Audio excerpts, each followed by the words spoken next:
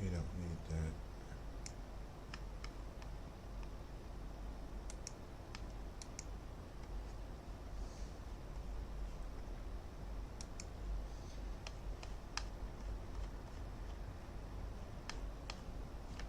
Trying to get the screen bigger.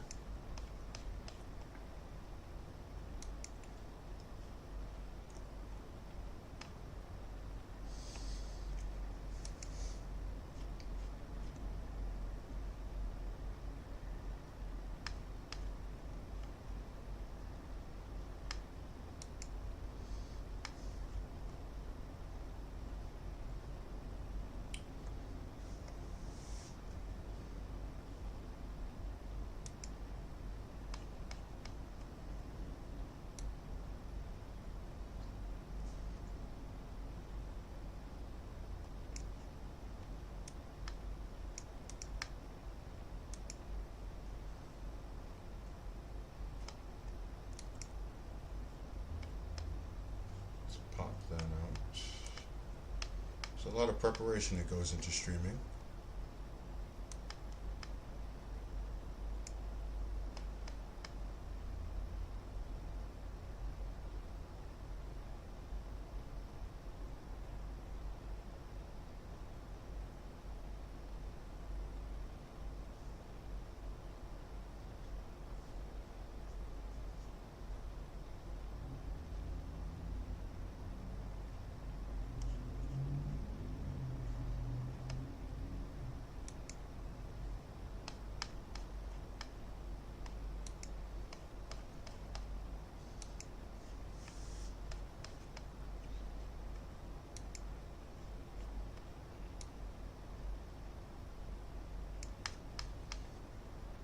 Trying to get my OBS screen to appear bigger, and it does not seem to want to cooperate.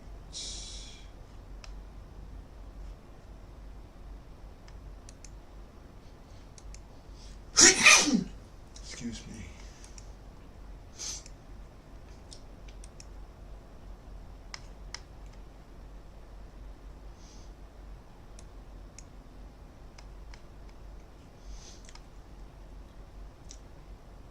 Okay, so we can't minimize that either. I think another sneeze is coming. You've been warned.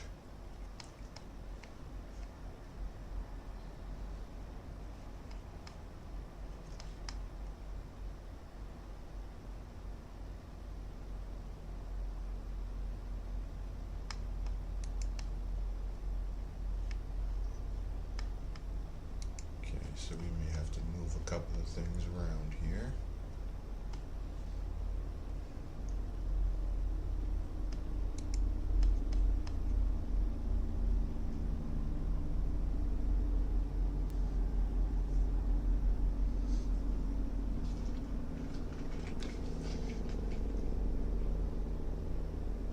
Welcome in, Zapow. I hate to be the one to break it to you, but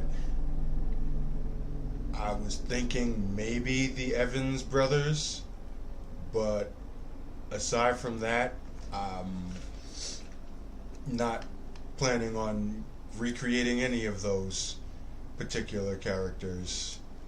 Uh, I went through the lists of the cause that he's made, and what I'm doing is picking those that are best able to be able to transition into my XWA storylines without having to do a whole lot of re-explaining and things of that nature. So I've already got a small list of which of the male cores that I'm going to be creating or recreating, and I was thinking about the Evans brothers. They're not 100% on my go-to list, but I might at some point recreate them.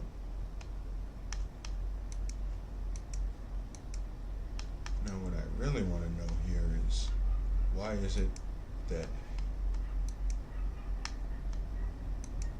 Photoshop is not showing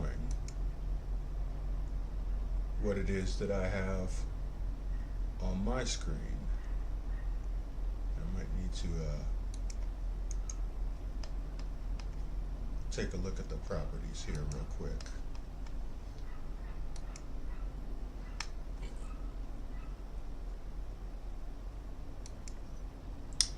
Adobe Photoshop may not be capturable using the selected capture method.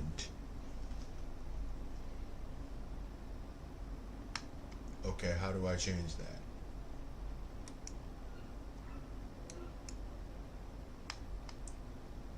Okay, there we go. Problem solved.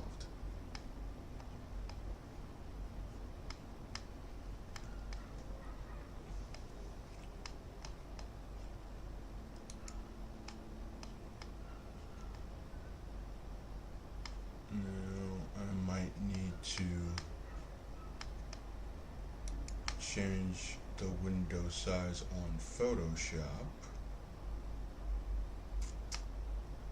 so that I can see the text or chat.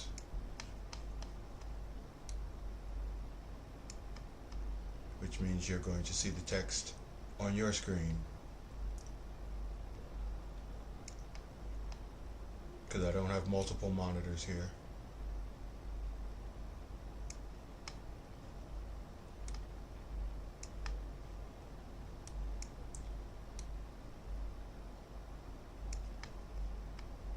For the sake of you seeing what I'm doing and me seeing what you're saying.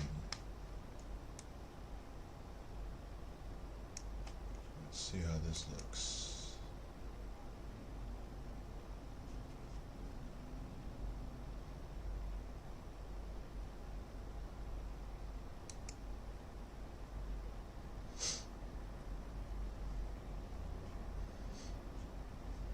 Okay, we got a bit of black background. Throw something in the background there if I wanted to.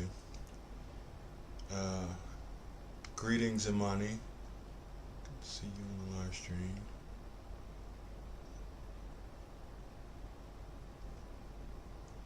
Thank you.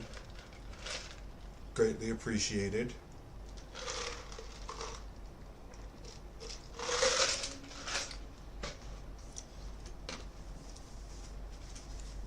And see, my thing was that I'm going to be doing this anyway, doing this car creation, so I might as well live stream it for the purpose of some people maybe being interested in my workflow or whatever.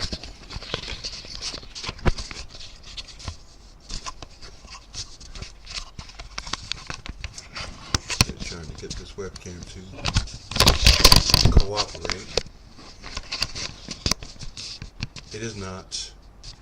Apologies, because the webcam is also what I'm using for the microphone.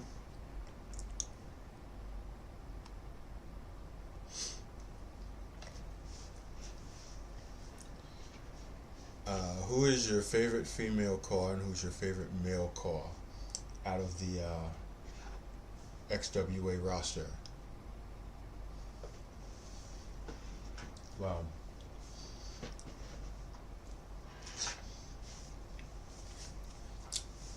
I can say for sure, considering the fact that the women's roster is the one roster I have that is actually done, that my favorites out of all of the ones that I've made so far, to be honest with you, I think I would say that it's a two-way tie at the present moment between Haley Jonas here, which is the future version Haley Jonas. This is her as her return back to the wrestling world after all the stuff that I have planned for her in my alternate Underground King story. So between her and Helena Troy, actually, which of course is not my original creation. That's one of my brother's top female cause. Was his top female heel, and pretty much just going to be carrying out exactly what it was that he was doing with her, just in the XWA, as opposed to his own personal federations and stuff like that, which he unfortunately never got the chance to actually get started doing with car shows and so on and so forth. I just really liked the way that she came out. I used a lot of elements based off of his original car design, but also added a couple of my own personal touches, changing the ring attire, using a little less of the logo work that he created. I mean, I still wanted to use the actual elements that he used on his own cause, and that's something that I'm doing with pretty much every one of his cause that I'm going to be recreating, but just in different ways, as you can see here.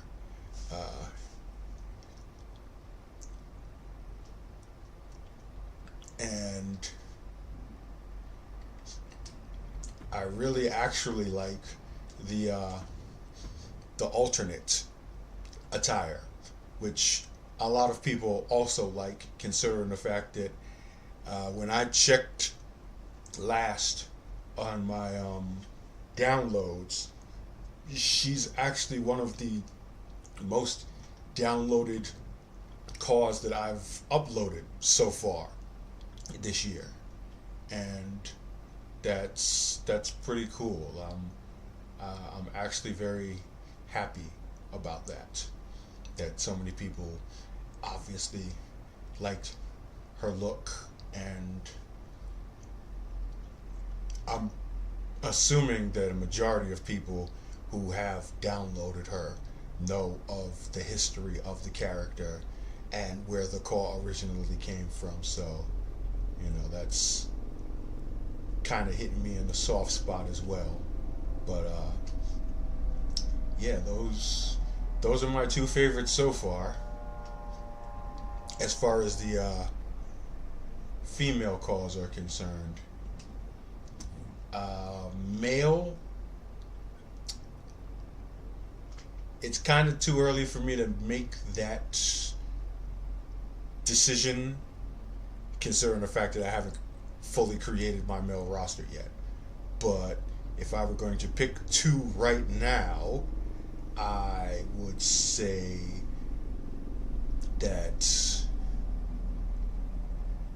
I really do like how I got Christian Phoenix going here, which is just a continuation of some redesigns that I had did in last year's games that I just didn't upload because I decided foolishly to move to 2K24 as opposed to staying to 2K23, and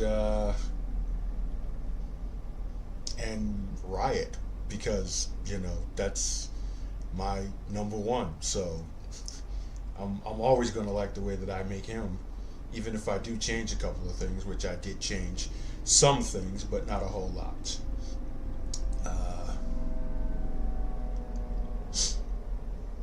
In a similar way with Helena Troy, I also kind of like how it is that I managed to pull off this guy here, Iconic. I took a little more liberty in terms of creating him or recreating him from his version that my brother created in 2K23 to 2K24. Obviously, he's got the short tights in the trunks, I should say, in his primary. Kind of tapped into Booker T's look a little bit here.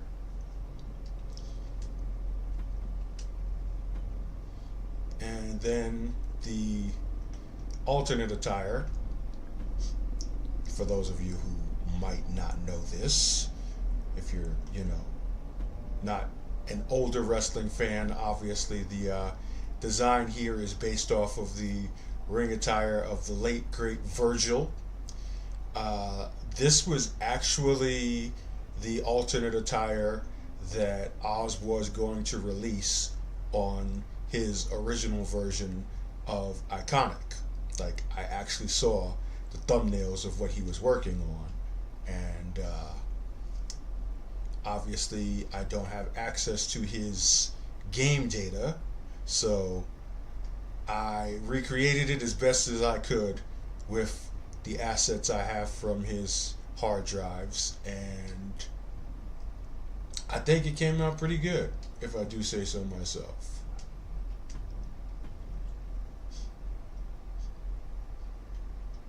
So yeah, like, I'm using all of the assets that he has for his characters from his hard drive. So the tattoos, well, maybe not the arm tattoos here because I couldn't actually find those, but the back tattoo, all of the logo work that you see here and everything, that's all stuff that he created that I'm just reusing as best as I can on all of his characters, and maybe just changing up a handful of things here and there, just design wise.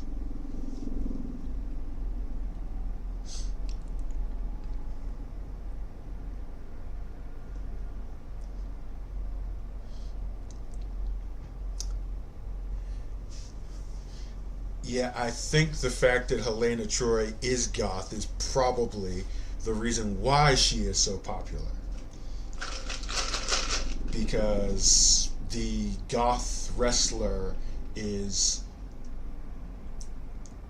a gimmick or style that is popular, but very, very difficult to pull off, because there's a chance that it might come off being cringy or cheesy and not dark or brooding or scary, which is a testament to those who have been able to do it as much or as long as they have been, like The Undertaker, Bray Wyatt, rest in peace, the work that his brother is doing with Uncle Howdy, Karrion Kross.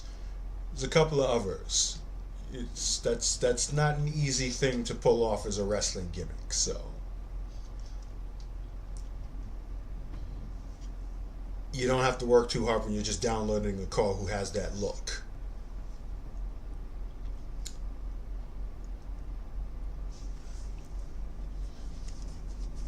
And Bane was one of the design inspirations for Riot many, many, many moons ago.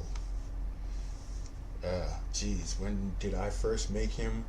It's back in WWF Warzone, was it? I think Warzone was the one where you could create your own wrestlers. Attitude was the first one. No. Warzone was the first game that Acclaim made, and then Attitude was the sequel to that, where you could first make your own wrestlers, and that's where I first made Riot. And Bane was an inspiration for him, and over time I also added some cues from other characters, like Brian Fury from the Tekken series. There's an old boss character from a very, very old fighting game called Pit Fighter. His name was the Masked Warrior. I know, so very original, that I kind of threw some bits and pieces in as far as his look, his moves, and everything like that. And, you add on little things or big things over the years, the more that you continue to create a character year over year, and it just fleshes them out into that final product that you see, such as the case with Riot.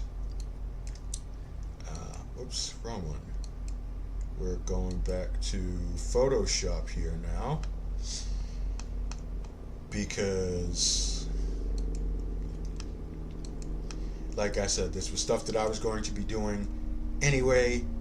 I might as well do it while I'm here streaming, so you can see it as well. This is the face texture for Carmella Blackheart, who you saw make her return, so to speak, narratively in the last video that I uploaded. And the one thing that I've had to do, if you can see here from the side-by-side files, is I've had to do color correction on my face textures, because for whatever reason, every year you use the same face texture on a car model and it either winds up being too light or too dark or too faded, and I've pretty much had to retouch face textures for everyone that I've made so far at some point, at least in a little bit. And we got to do that again for Jason Jones, who is going to be the car that I'm going to be recreating over the course of this stream.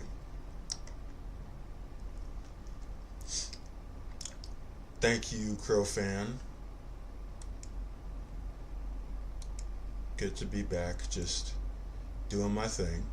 Sneak preview here, if you can see that. That's the banner work that I've made for the new version of the Warfield Invitational Arena. It's about 95% done. Like, I want to see if I can add some other things to it before I actually release it, but there's a little something going on there.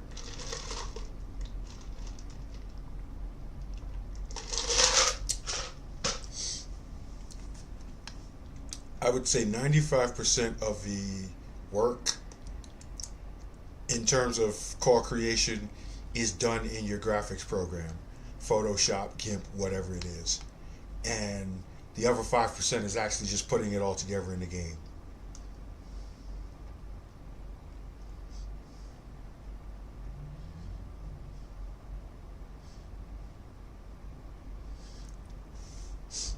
I got a lot of playlists. If you don't have a descriptive description of what song it is, I couldn't tell you what it is because my playlists are all over the place. I listen to literally everything aside from country. And that reminds me, I should probably put some music on. Let's throw on the Spotify here.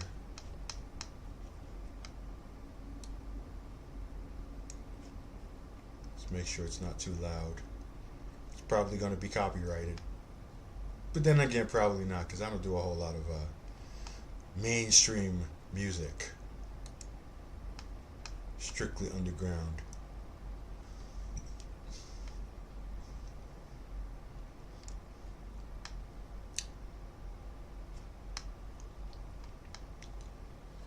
Well, what are we going to play? We're just going to play something. And then just let it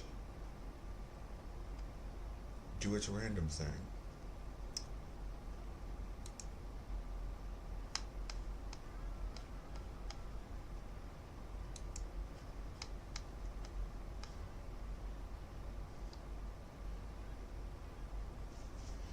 Greetings, Levon.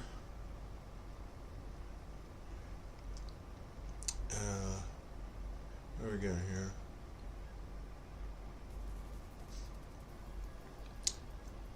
First time I saw your cause was back in 2020 or 2022. That's not very long ago. Yeah. I've been at this officially since 2006. So we're talking 3 or 4 whole console generations. And every WWE game from SmackDown versus Raw, even before that, like I said, WWF Attitude. But internet wasn't really a thing back then, neither was YouTube. So, no history on that. But my first actual, like, popular contributions, you could say, was SmackDown versus Raw. And then the year after that, SmackDown vs. Raw 2006 is when I really blew up on forums and everything like that. And just every other game after that until 2K22, which is going to be the last stop for WWE games for me. Next stop will be Ultra Pro Wrestling whenever it is that releases. We'll see. And yeah, Crowfan, Photoshop, it can be a little complicated. I have an associate's degree in graphic design, so it's kind of something that I've do recreationally and professionally as well. So I'm pretty good at it.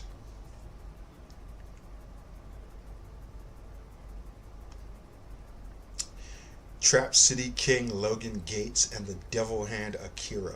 I like the names. Sometimes all you need is a good name for a car or character, and the rest just basically creates itself. Like, I still have cool sounding names for cars that I've never even made, and I just, based off of the name itself, have an idea of how I want them to look if I ever actually make them. Alright, let's go ahead and get into seeing what it is that I gotta do here.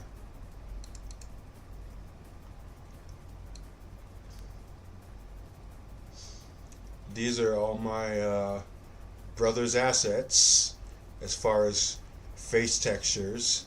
This is his actual hard drive here.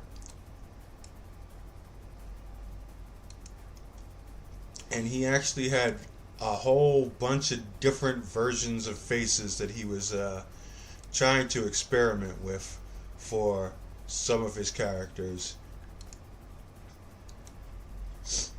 Like, obviously, I don't know if you can see from the video quality here, but that's Kobe Bryant's face, which he was going to use, or I guess planned on using. That's the original Jason Jones face there. And this is one that he made that was AI generated, that he tried to make symmetrical. The only problem with trying to make faces more symmetrical is that you get that line in the middle when you're putting the left and right parts together, and you have to cover that up. And that's advanced Photoshop stuff. And yeah, he was not an advanced Photoshop user. So I think we're gonna try to go with the Kobe face.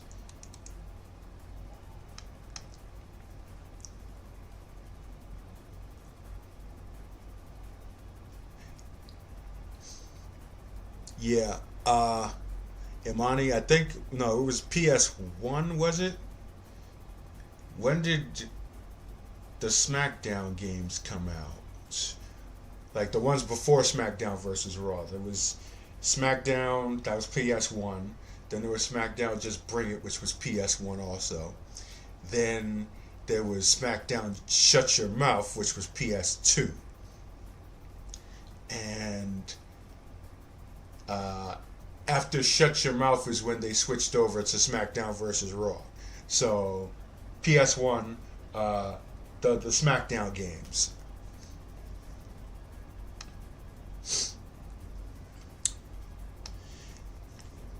I've heard of face swap. I've had a couple of people suggest it to me, but I'm kind of like a stuck in my ways type of person. And besides, I know how to do this stuff anyway, as far as like photo manipulation and everything. So it's not that much of an issue to me. So what we're going to do here is get rid of the teeth part here of the face. And I'm going to show you how we do that. We got this little tool here called the clone stamp. Click that. Change the size of the brush to make it a little bit smaller. And then we're going to create an anchor point. Define an area by alt-clicking where it is that we want to clone.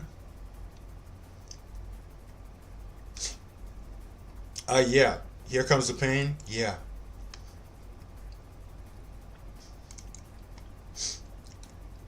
Like I said, I've played all of the wrestling games.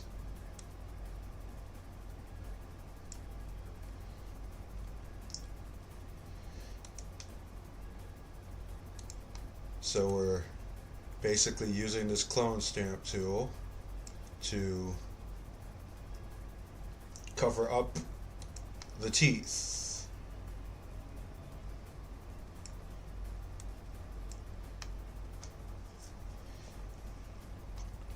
And then we're going to use smudge tool here to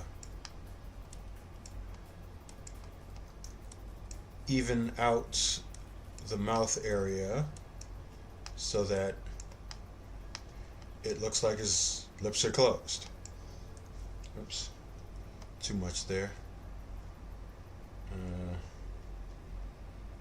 Let's go back to the clone stamp tool, because I see a little difference in coloration in two separate parts of his lips. You wouldn't actually see that in game unless you were really paying attention, but this is me being perfectionist that I am.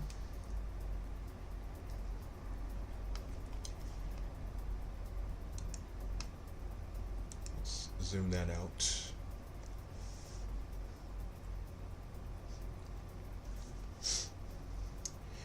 Yeah, that's the magic of Photoshop, friends.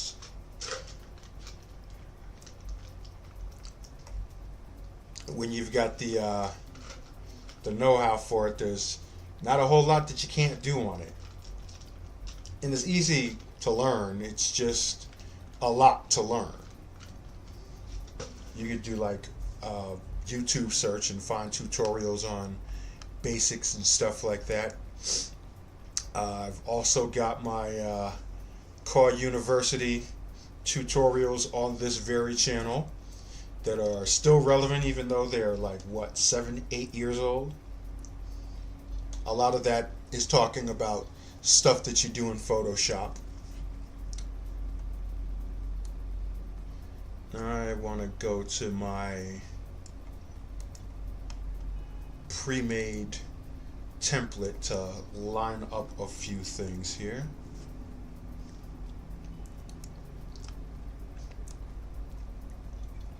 See if I can find it. These are my face textures. Not all of them are complete, but I keep everything in a same folder, completed and works in progress. So this is an example of some of the advanced level shit that you can do in Photoshop. I created my own shader document in Photoshop, which is basically where it is that I retouch face textures, like making them darker or lighter, getting rid of light highlights and shadows and stuff like that. So what I'm going to do here is take this texture, once it lets me. It's being a pain in the ass because I got a small window. So we'll do it the old-fashioned way. Control A, Control C to copy, and then go into my shader, and then Control V to paste it in there. Let's minimize, hide some of these other face textures.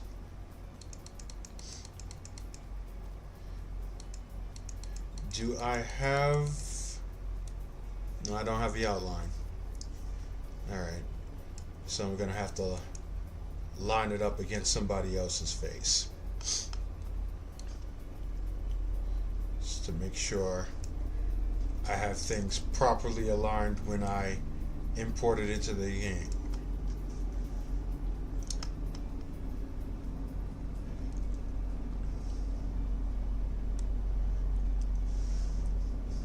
So the idea here is that you just want this part of the face to basically, everything that's not like blown out or smudged out should slap right onto the call model's face. And then you just have to like re-shift or remorph certain things. Now I'm just kind of afraid that this white area is going to appear too bright when it shows up.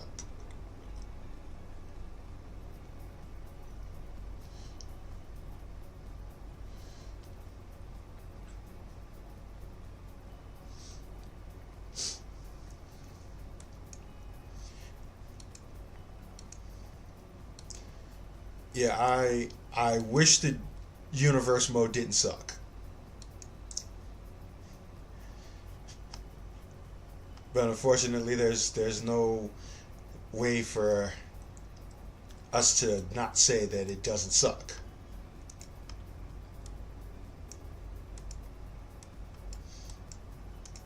They mean well, but execution just has not been one of the bright spots of 2K games over the last couple of years, and that's not good, considering the fact that, you know, they had that whole 2K20 thing going on, but the game was just absolutely unplayable.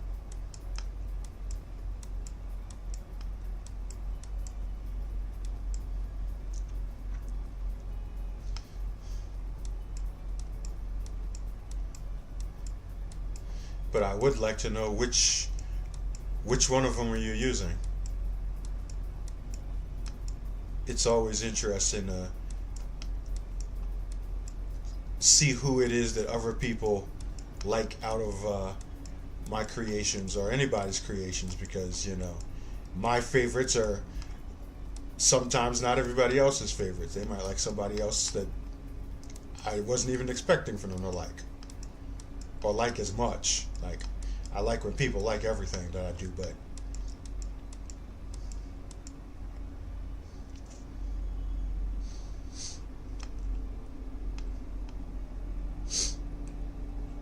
oh, okay. Veretta Vendetta, yes, she's a good one.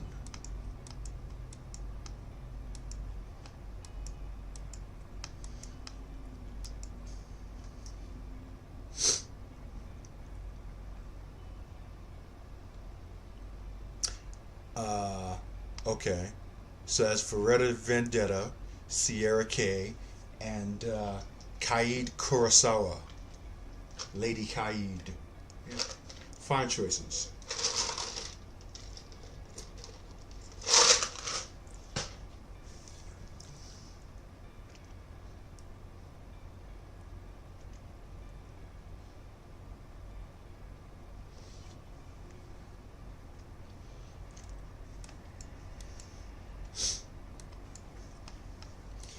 Yeah, as the saying goes, Imani, practice makes perfect. Like, I've taken a lot of design cues from other creators as well. I can't say that I'm 100% self-made. It's just practice, putting things together. All right.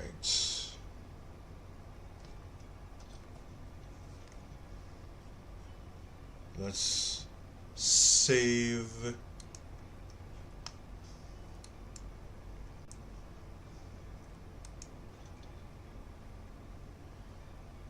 And now comes the trial and error parts. Because we gotta upload this texture into the game and see how it looks on the core model. And if it sucks, then I have to come back in here, retouch it again, and upload another version. Rinse and repeat. Whoops, I keep on doing that. Don't minimize. Stay right there.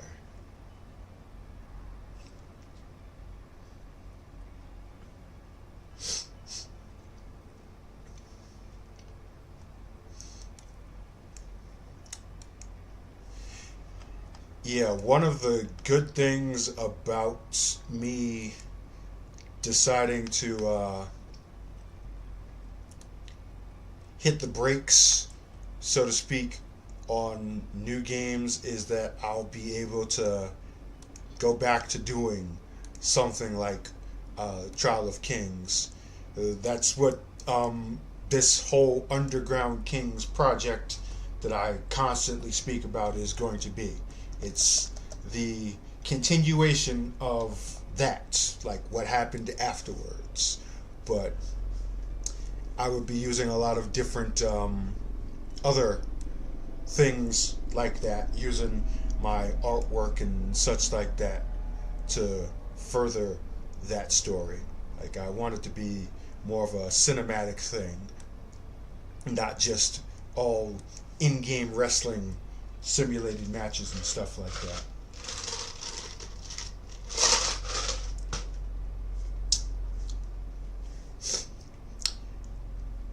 Another thing that I'm even more excited about as far as that goes is my video editing program that I use, Power Director, actually has like an AI voice changer thing, which I kind of used for Carmela's voice, where it makes your spoken voice sound more like different gender. I still got to work at it a little bit because my voice is very low, so I might have to raise some pitches here and there. But other than that, there'll be a whole lot more variety as far as voiceover is concerned, which is cool because that means I can use more characters. And I'll be doing that same thing for the XWA as well, as far as like promos and all that jazz. So, yeah, looking forward to that. Okay. So I got the face texture downloaded.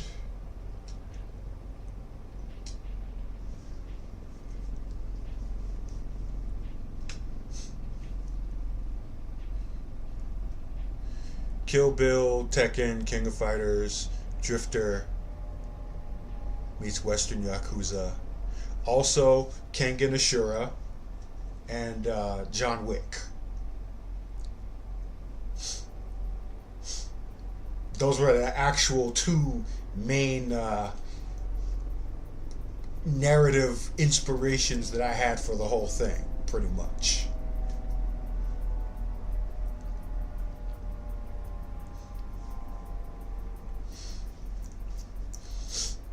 Yeah, Vesper's another fun one.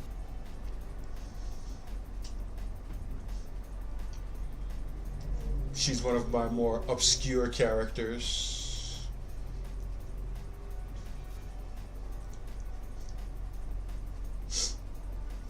Like, she has her own backstory and everything like that, but right now I just have her with that whole Empire faction because I want to just work on that and build on that storyline with ISIS as the champion.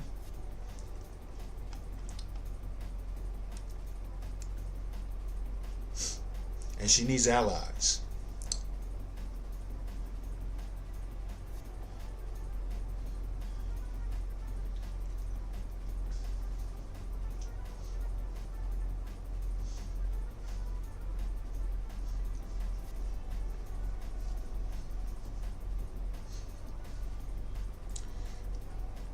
One of my favorite characters, Gogo Yubari from Kill Bill.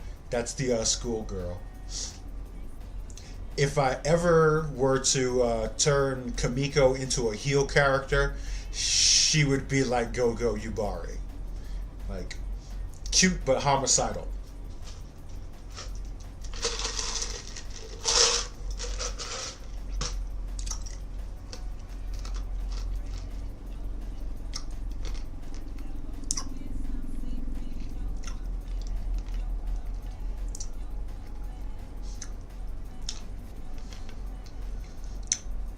Yeah, that I really hate.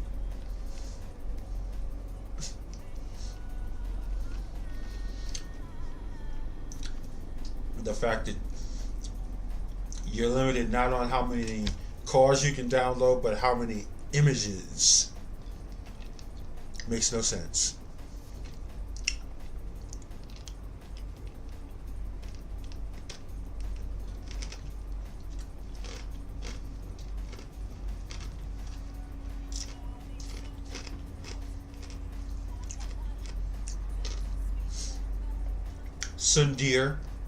Sandir, something like that. Yeah, I know what you mean. Imani, have you ever thought about making a call with Street Fighter similarities? Yes, as a matter of fact, already have.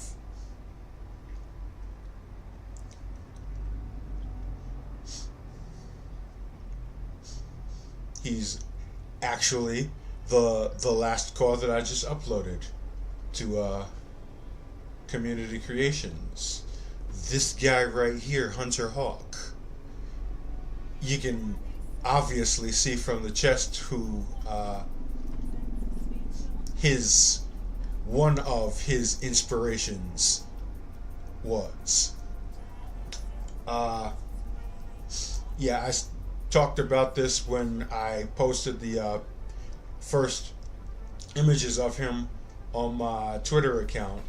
This was a character that had been brainstormed by both myself and my brother to be kind of like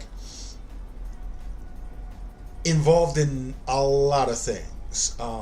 So he was going to be one of the main, well, he still is going to be one of the main antagonists in the Underground King story.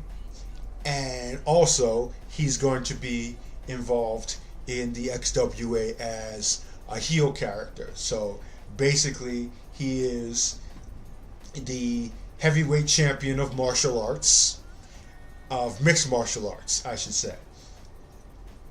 I'm not putting any one specific organization in there. We're just saying he's the heavyweight champion of MMA. And he's got a chip on his shoulder where he believes that he is the best fighter on the planet.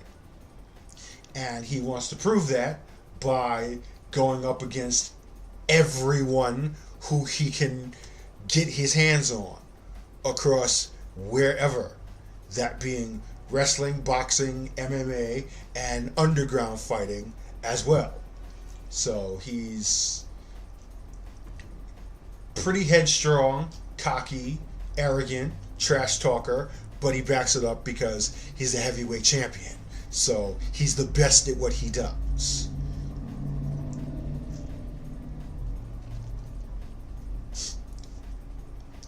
Pretty much.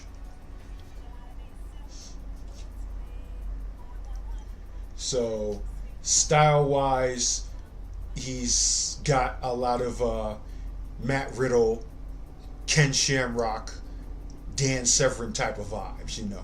Any one of those guys who have been in pro wrestling but have also had a history in MMA. And he's not the only guy who I'm going to be making like that, too, because I have a couple of other characters who have that same type of vibe. There's Alexei Baranov, who I also had uploaded before. There's Willie Travers. These are characters that I had in the Trial of Kings tournament that I'm moving over into the XWA. Well, right now, what I'm doing is giving him a kind of an update on his attire, because I want one of his attires to be more of a kind of street clothes, street fighting type thing. So we're going to just give him some warm-up pants and put the logos on those. And then his alternate attire will be the traditional MMA style look. I just need to find where those warm-up pants are.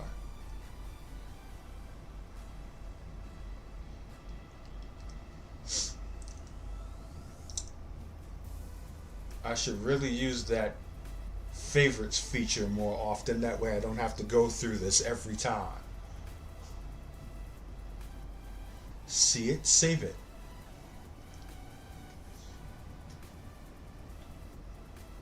You gotta be here somewhere.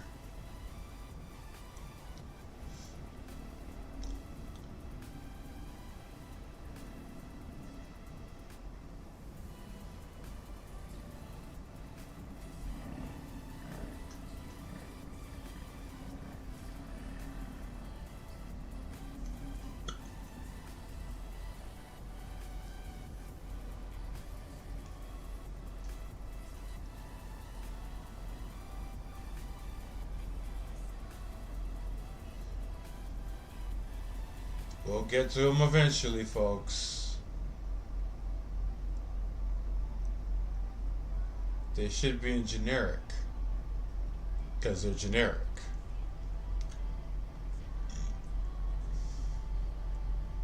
Is that it?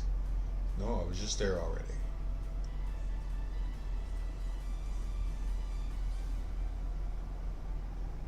You know, if they took those ones with the stripes out of the game, that would make absolutely no sense whatsoever.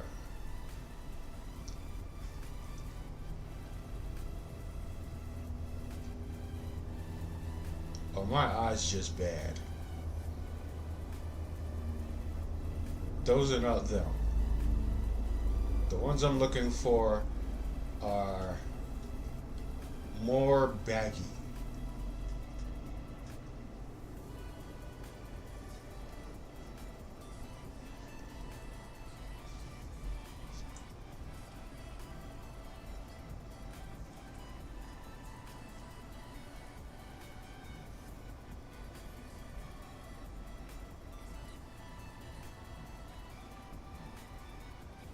Okay. It's getting annoying now. Oh yeah, let's put him in a skirt. Let's put him in a dress.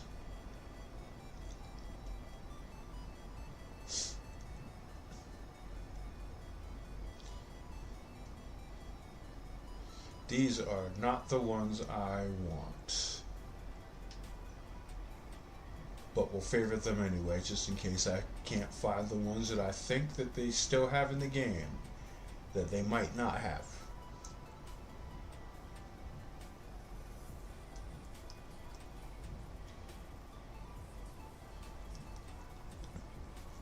Which would make absolutely no sense whatsoever.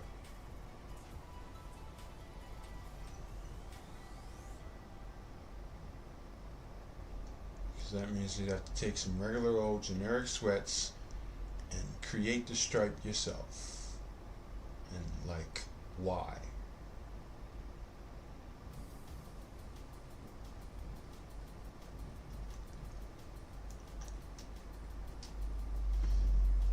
I guess that's what we're doing.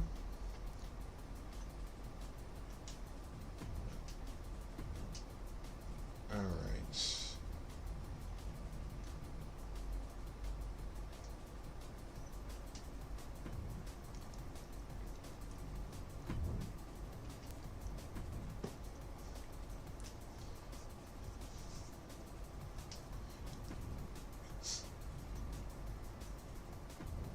And now watch as I make a really basic looking double stripe for the pants. So glamorous.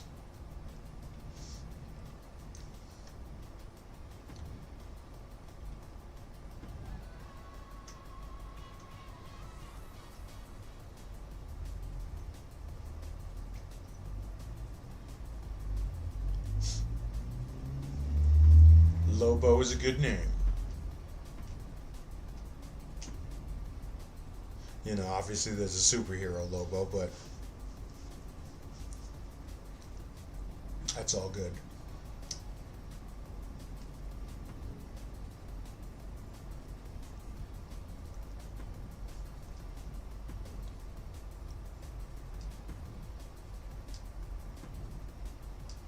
Let me see if I can.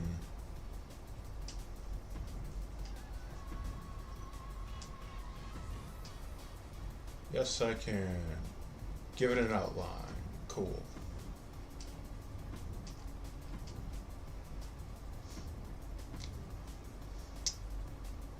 Do we want white with red or red with white?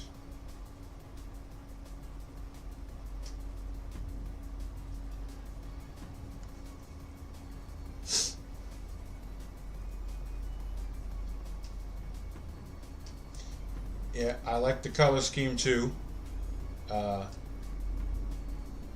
Whoops.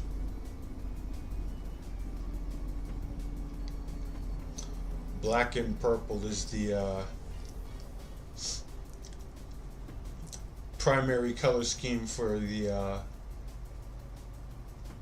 Fire Hearts. That was my brother's family dynasty of characters.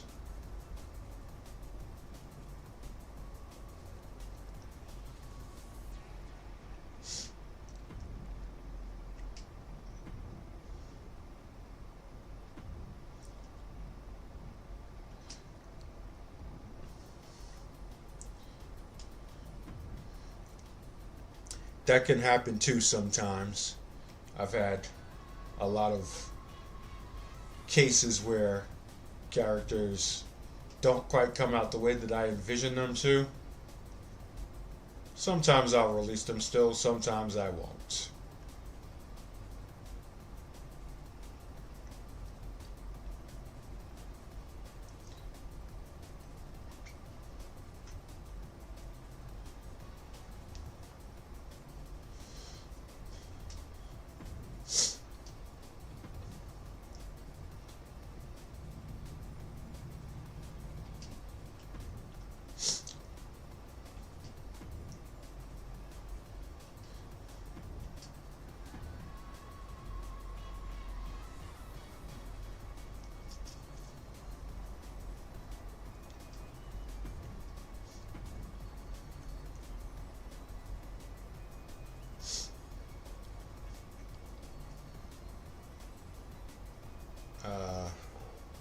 Have I ever made superhero or supervillain cause?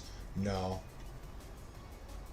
That's not my thing.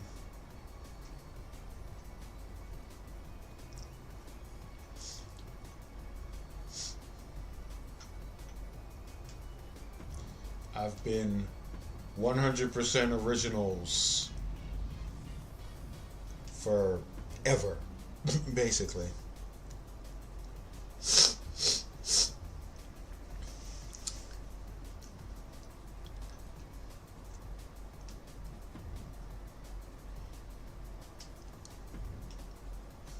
Now we gotta do the same thing on the opposite leg.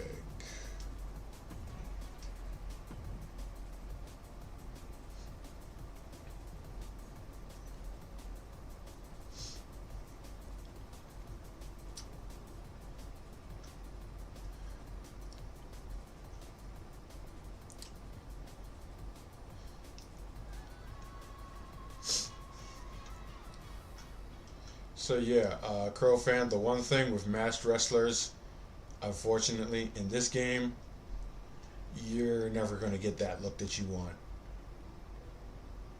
Just on the fact that there's so many limitations with the masks themselves. So,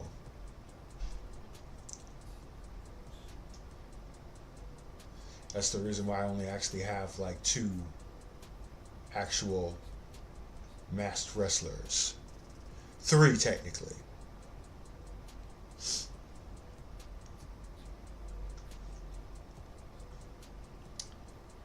And we're gonna have to do something about that overlap.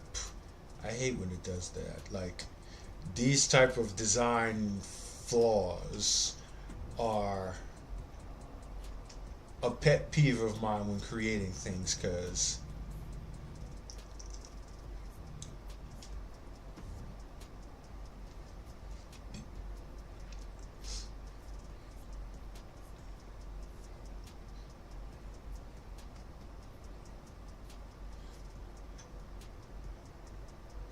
yeah, I'm what you call a Vince McMahon type booker, Imani. Like, all of my characters are heavyweights or light heavyweights.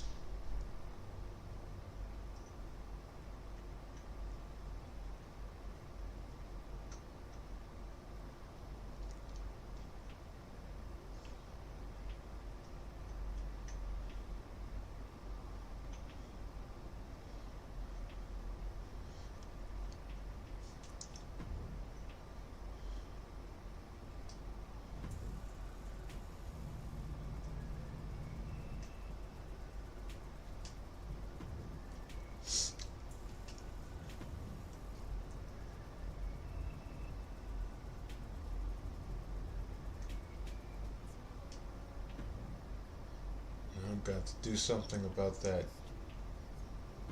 slice of a stripe on the other side of the leg.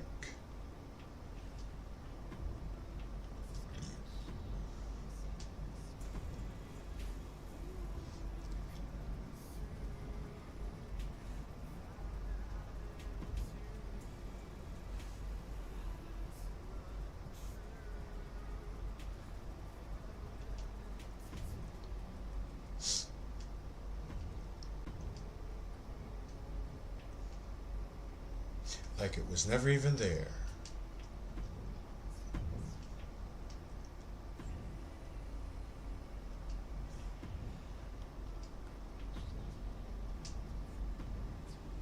Now we'll get a little more decorative.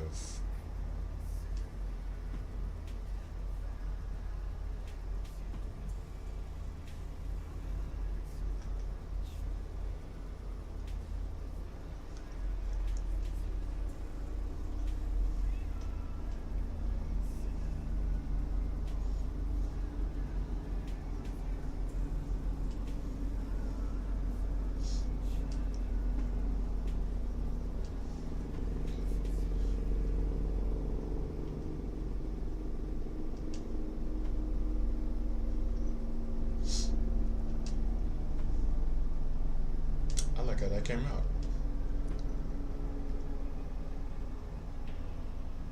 Just put our branding logo on the other side.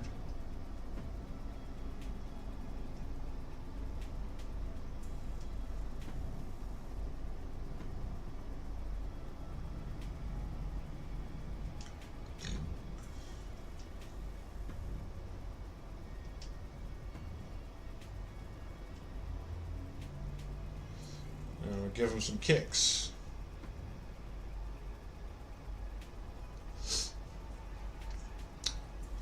My glasses are Cazals is the name of the brand. Cazal. They're the brand that made Run DMC's glasses back in the 80s, basically.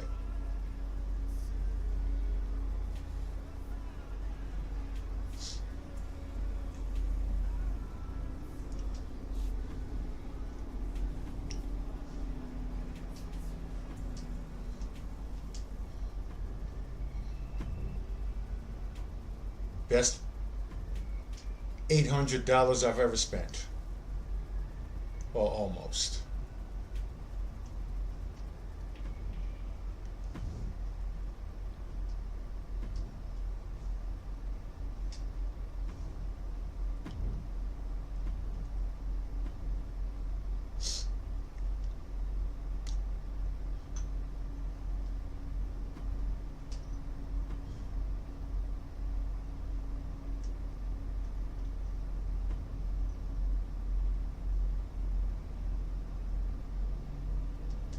Yeah, we'll go with that.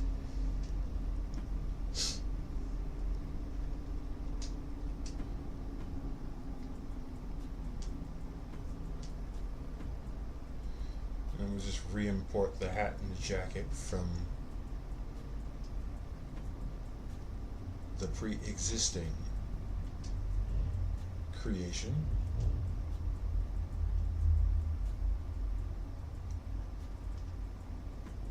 Look at that. If that is not an official sports fit, I don't know what is.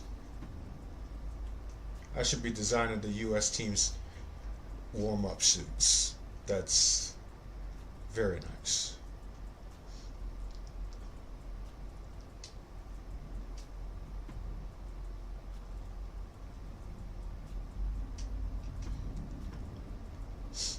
All right, now one other thing I wanted to do here,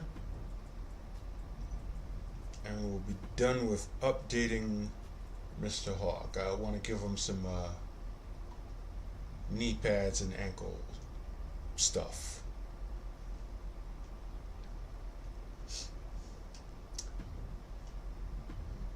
Thank you.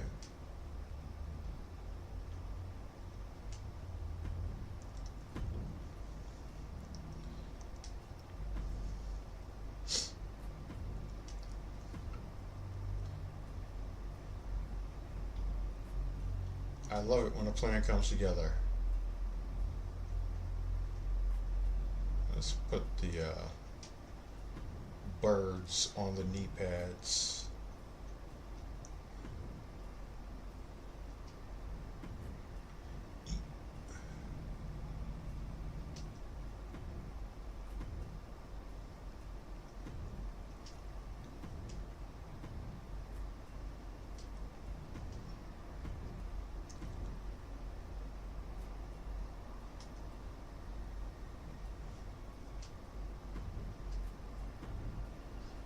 The game isn't even smart enough to center it on the other side.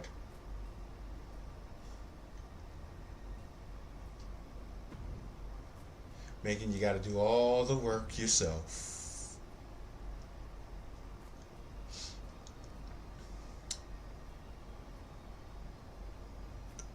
Greetings, Jay. Good evening.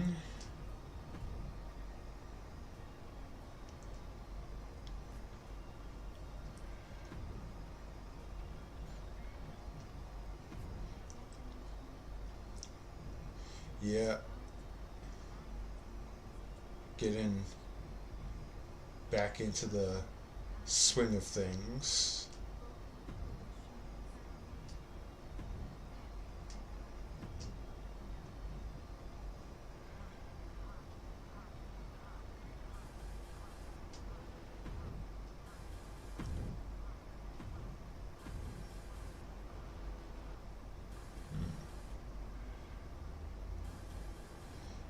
Do I want to give him kick pads? Let's see.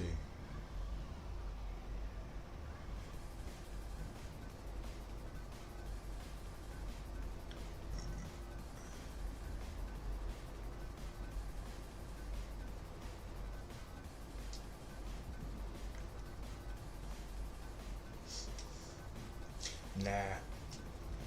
We'll just give him sneakers.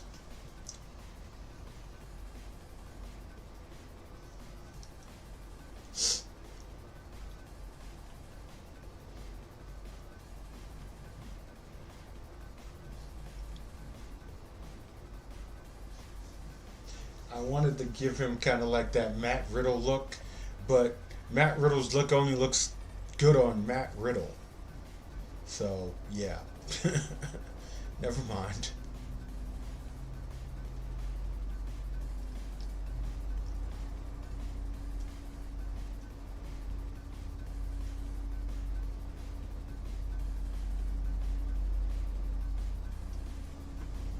Let's just...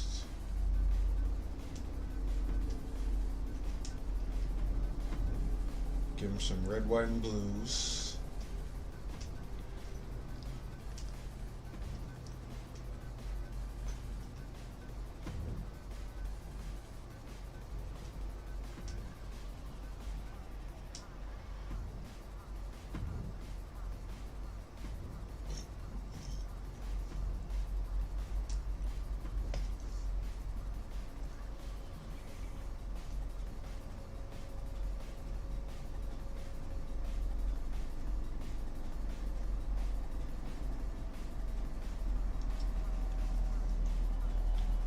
Got some low stocks here with a stripe.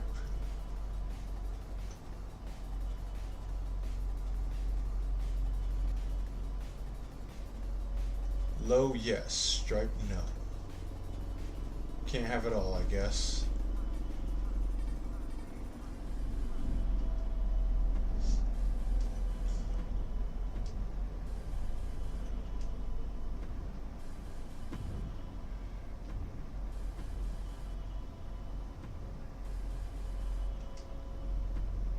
See how the final product looks in a second without the shirt.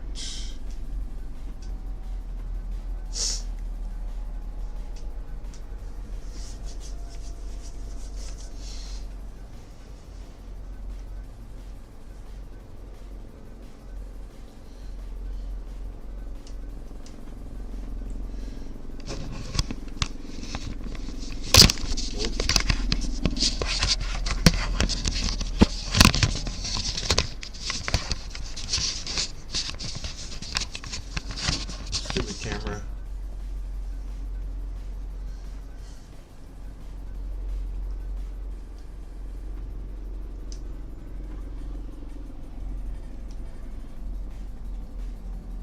Take that off and that off and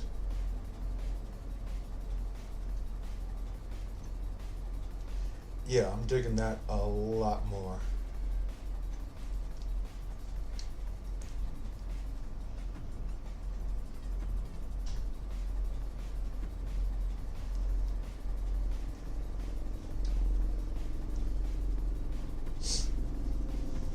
I will update or upload the updated version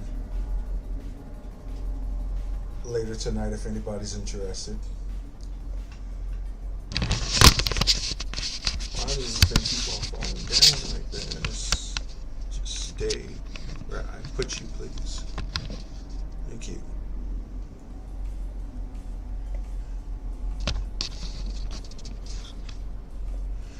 I also just need to sit still.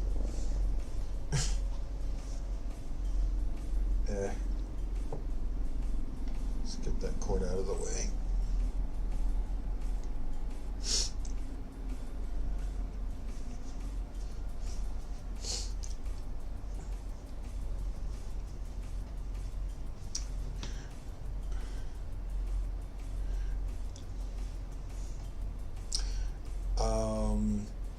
If you mean the camera, like the actual web camera, it's I don't even know what brand this is. It's Spedal or Spedal, whatever. Spedal. If you're talking about the game capture, it's Elgato. That's the HD60S, which is old now. They're like up to 4K now, but this still does what it needs to do. Like 4K is for like high-end, high-quality video. Most of the time on YouTube, you're watching videos in 1080p. Anything else higher than that is just overkill. So HD60 still pretty good. It'll only set you back like maybe what, $60 now? Super cheap. Have you used Mervyn Cause for face scans? No. Aside from a small handful of face textures that I've ever used on Cause, they've always been 100% made by myself. And sometimes I'll use face textures that my brother had made but just didn't have anybody that he was going to be using them for, and vice versa. But never anybody else's face scans. This is the same with tattoos as well. And the reason being, if you're using other people's stuff, then you're using the same stuff that other people use, if that makes sense.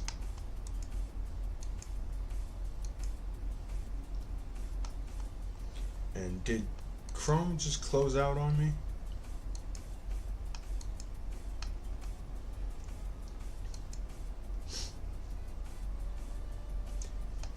Something in my background being stupid.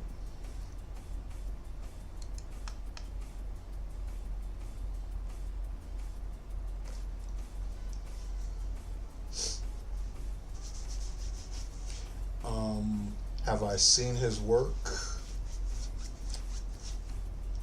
No, actually.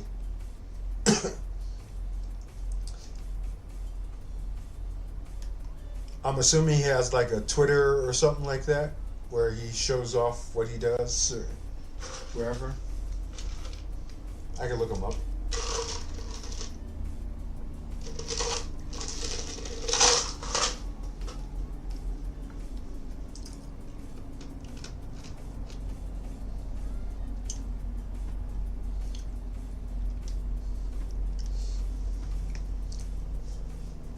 Okay.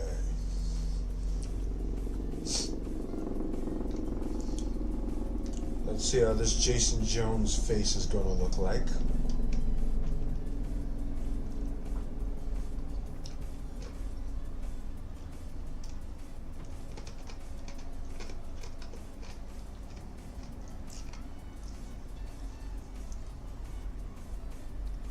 Oh, he has a YouTube channel. Okay.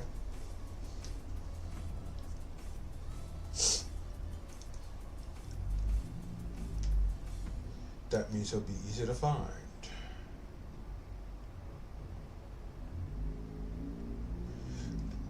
But yeah, just to show you here, that's 1, 2, 3, 4, 5 different versions of Carmelo Blackheart's face that I had to upload and re-upload to get right, because the way that the colors looked like on the call model were horrendous.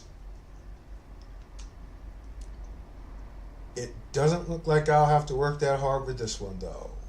That's cool. The highlights on the face are fine. It'll go well with a skin tone match. Yeah, we have a winner. And then that earlier stuff that I did with the clone stamp tool in Photoshop to get rid of the teeth in the middle part of the face. makes it look better on the lips of the call model. So yeah, That's the magic of Photoshop right there, folks.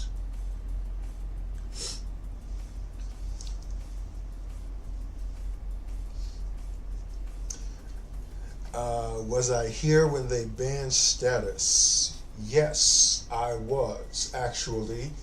Them banning status was actually the you could say final nail in the coffin of me deciding to give up on 2K games, because what it was that he was doing, like, they basically used modders as a scapegoat for the fact that they don't know how to develop this game.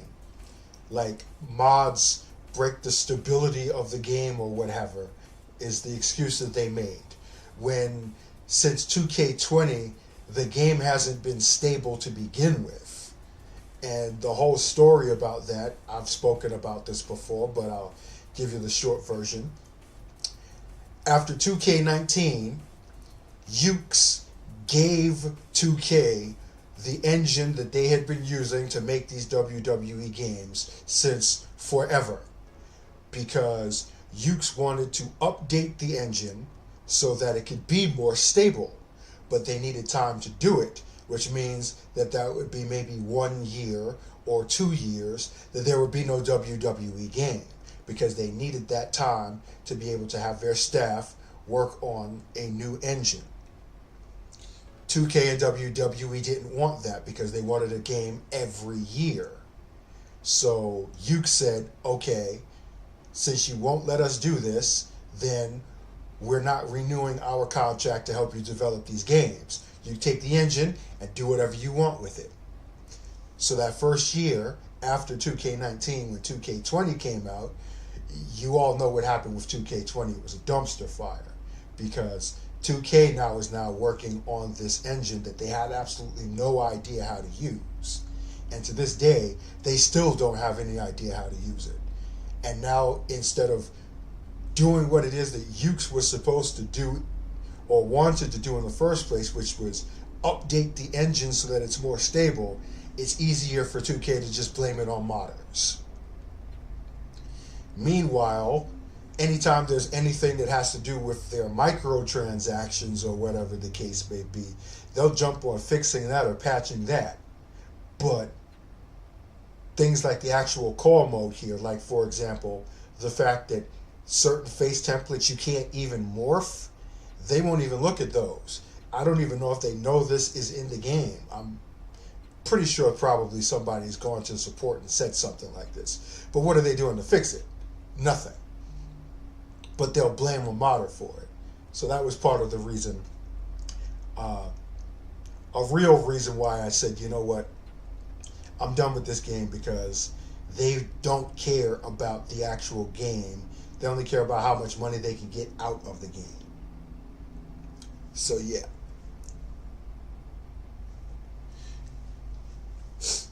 Another great point, like, if you see some of the stuff that's on the community creations, like freaking soft porn pictures and, you know, pictures of women's wrestlers in bikinis and stuff like that. And I saw, like, this one content creator on Instagram that's got modded stuff. He's got basically the women's wrestlers in bikinis wrestling in, like, hardcore matches against men. And it's like, okay, so that stuff there is fine, but you have one guy who unlocks core models that are in the game. They're on the disc. They're in the code. And you want to ban him for that. Like, make it make sense. Fun fact, however, Status and I actually, we came along at the same time, because he was an original call creator on the old cause.ws servers, message boards, back in, like, the 2010s and stuff like that. and he just, I guess, transitioned from doing original cause to doing regular cause, and then he got into modding, and that's when his legend really kind of blew up. But yeah, I've actually known Status for a while, pretty long time.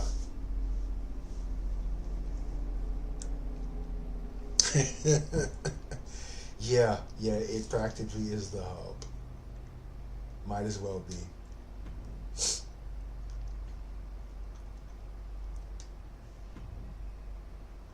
Alright. So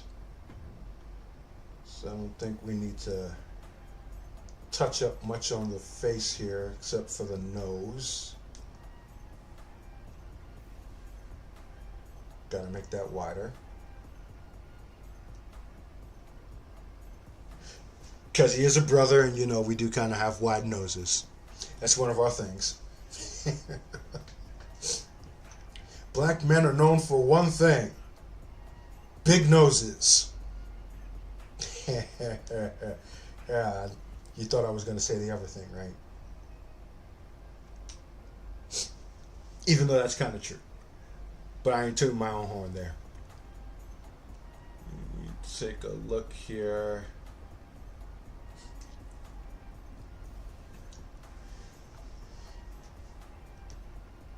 Yeah, it's working. The morph is morphing. Now we just gotta darken him up a little bit.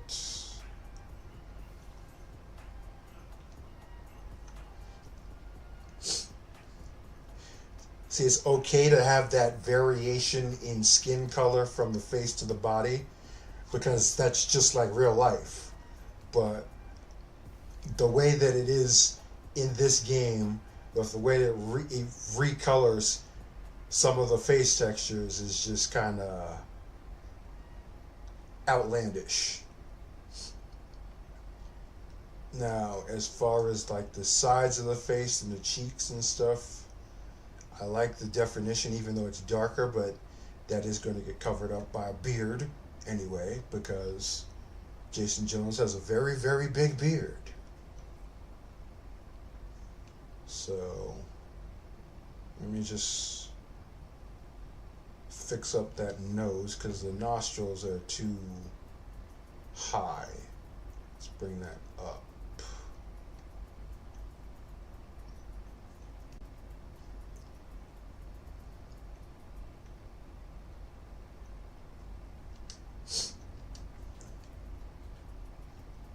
Now see, this isn't the normal face texture that I use. I usually use the default one, but the default face template is one of the ones, unfortunately, that you can't morph anymore because of whatever bug or glitch or whatever it is. So I've had to alternate. So it's just about getting the face texture to look as close to the face on the core model as you could possibly get it.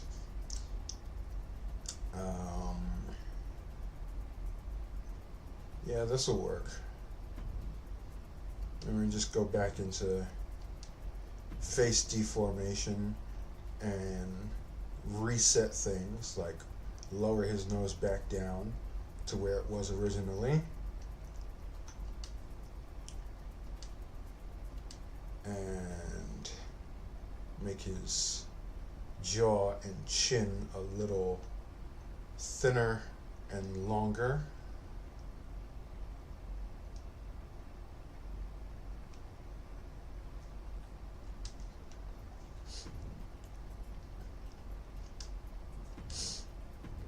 And another thing I do is reduce the head size down to like 24, because for whatever reason, maybe it's just me, my opinion, but the default head size for creative wrestlers makes the head look too damn big.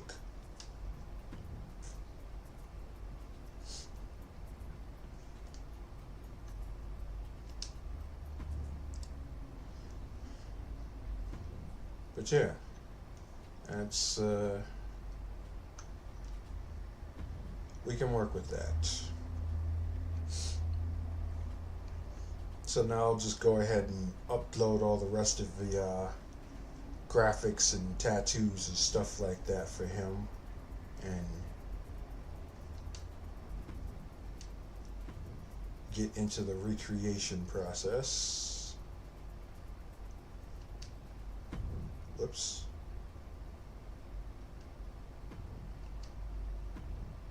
Gotta make him bigger. 256. And body type. What are we gonna do?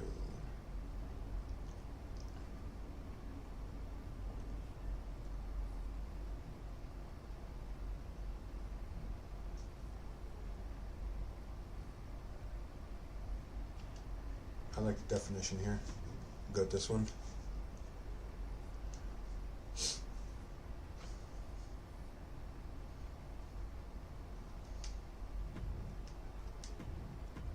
At least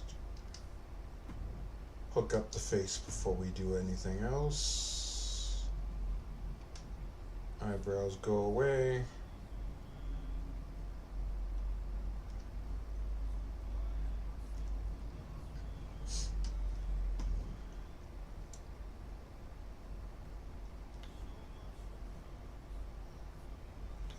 Give him the signature natty dreads.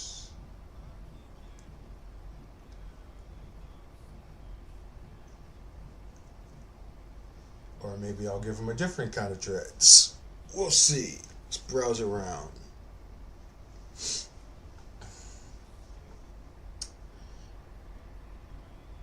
You and me both, Phantom.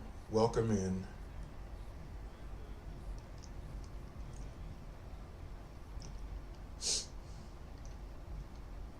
That's one of the things I'm really looking forward to about Ultra Pro Wrestling. Like, the body morphing will be back. Like, the entire body. You can make your characters or cause look as realistic or unrealistic as you want.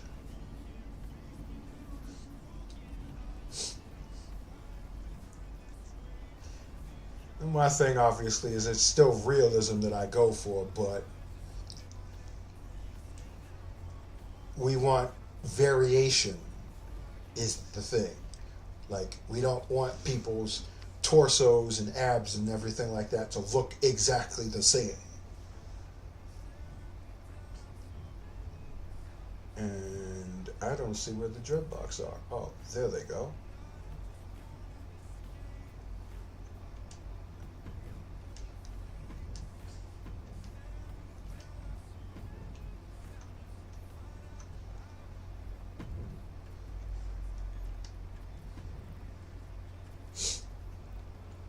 I kind of like the way he looks like without the beard, to be honest with you.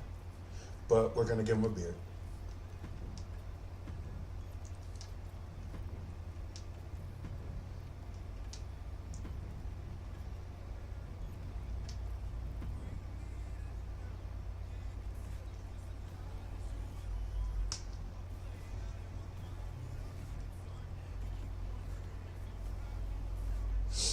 I like that one. Let's see what else.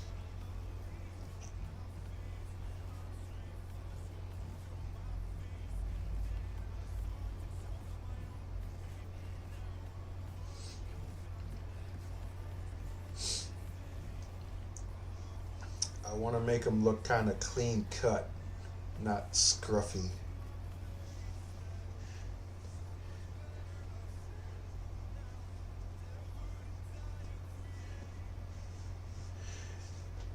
Yeah, exactly, Imani. That's exactly the story of 2K games in 2024.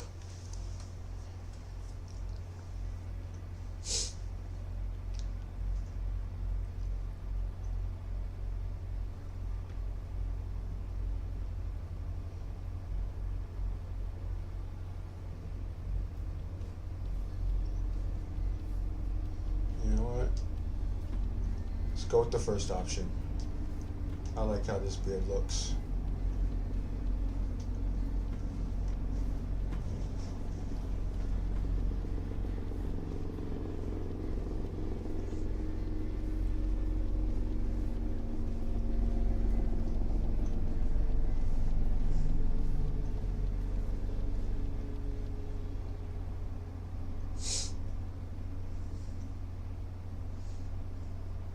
No, no, I think I got it.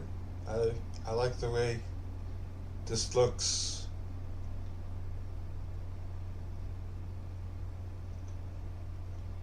I think my brother would be proud of this rendition.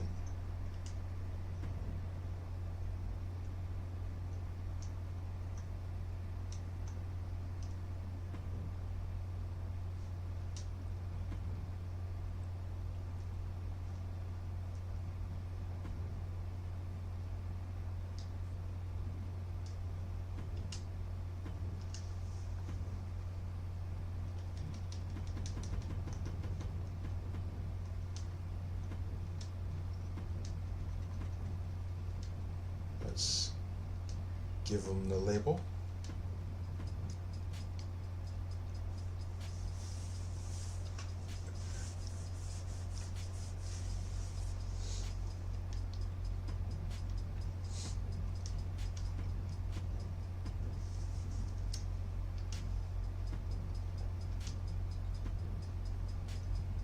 Yeah, you're right, Imani, and I mean, anybody like we all knew that this was going to be the case. The second that it was announced that 2K Games was taking over the WWE license, excuse me, like we knew that they were just gonna make WWE games exactly like the NBA games, pretty much. And it took them a while, but they eventually caught up.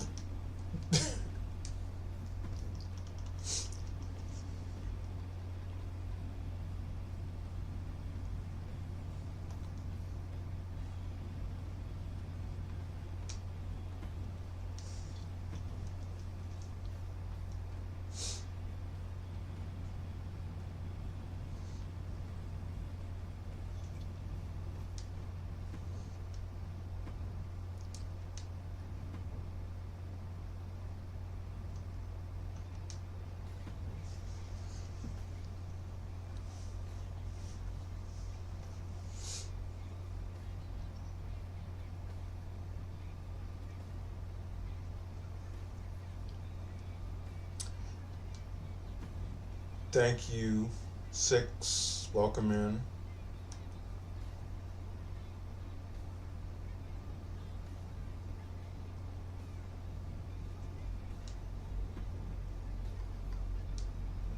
Go ahead and give him his pose.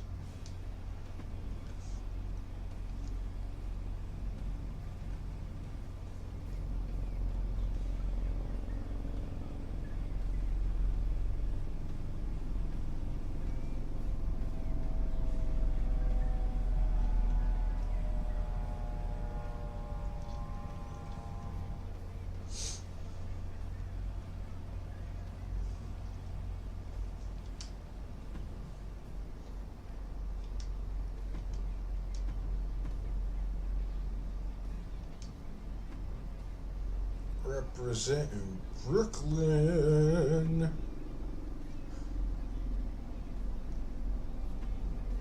Okay. Hopefully the game doesn't crash when I save.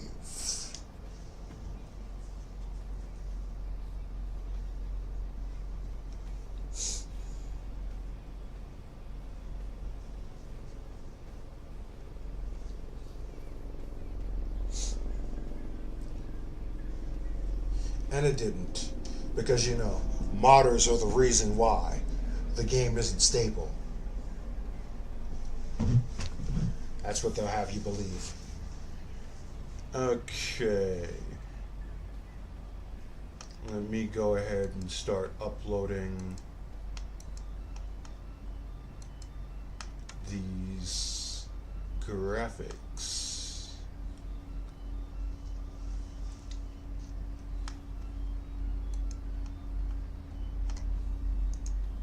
Add another window so you can see that. Window capture.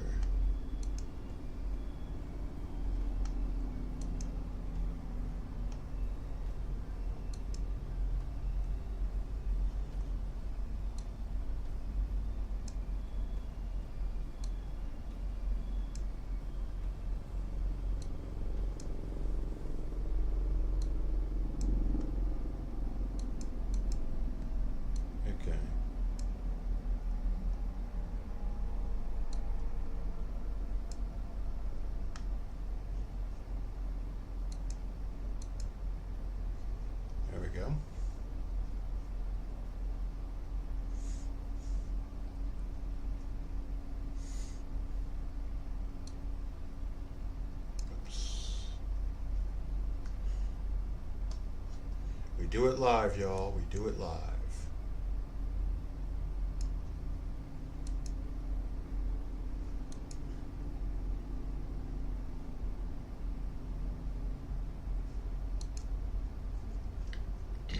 Excuse me. Nobody heard that, I hope. Can I minimize this? There we go.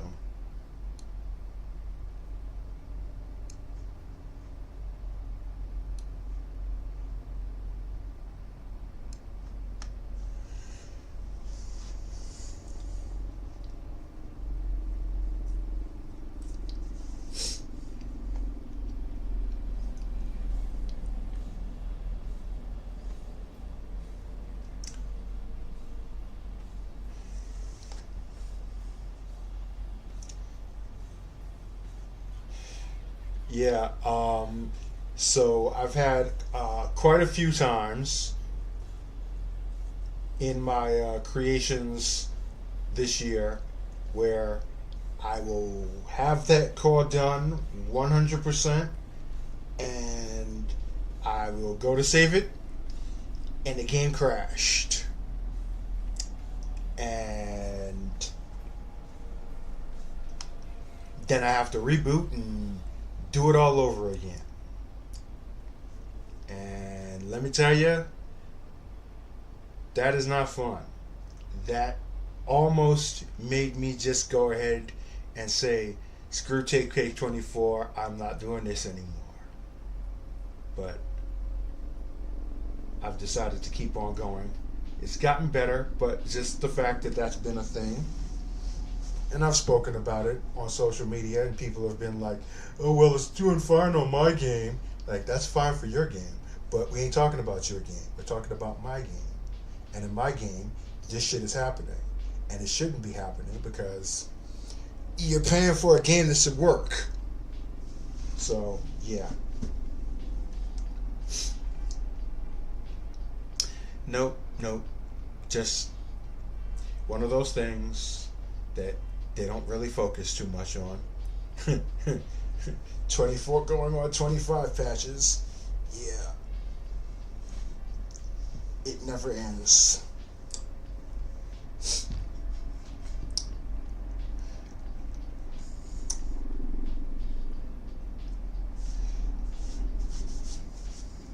But yeah, 6 as far as the lore goes, WWA was just the thing that I was doing before I got into e-feds and streaming and stuff like that. That was just my name for my federation, pretty much, which was just my cause and my brother's cause, and just doing things with them, because back in those days you had memory cards that you would save your stuff on. And so then we would just basically put each other's calls on different memory cards, and that's how we would have our matches against one another and things of that nature. And you needed a name for it. So in my case, it was World Wrestling Alliance, because obviously World Wrestling Federation was taken. And so then that's when I came up with the different grades of titles, like the Diamond title, Pearl title. There was a Sapphire title for the women, a Ruby title, tag team titles, things of that nature. So I decided that I was going to use that name in type of WBC or WBA thing, like how you have the governing bodies in boxing, who are doing a lousy job, by the way, and have that in wrestling, because that was what the NWA was for the longest time, when it was the territory days back in like the 50s and 60s, before Vince McMahon Jr. bought everybody out. So kind of the same idea.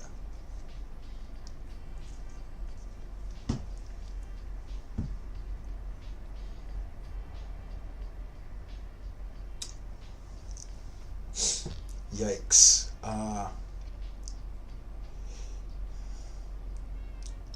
That does suck.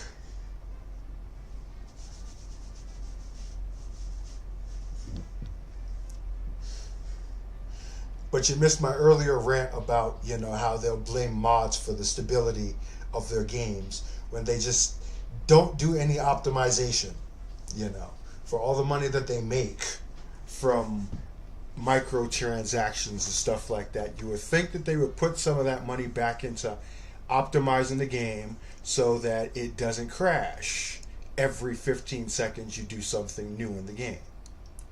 But we've already had that conversation.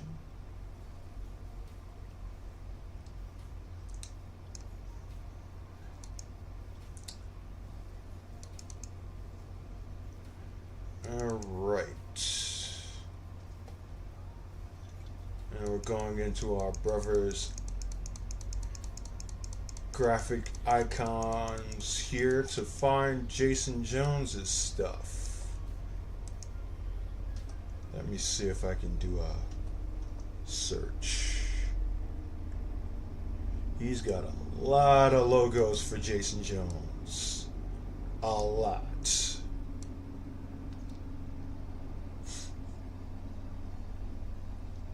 We're probably talking a lot of old stuff too. Where is it at?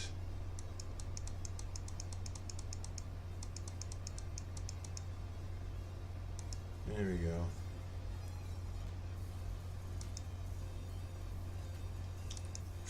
So the next part here is figuring out which ones I'm going to use for the attire that I'm going to create for him, which I'm going to try to make as close to the last version that he had.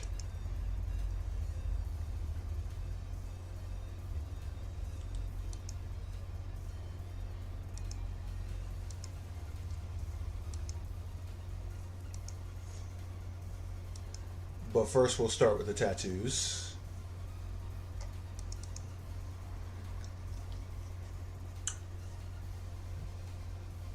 You know what? I want to download that as a 256.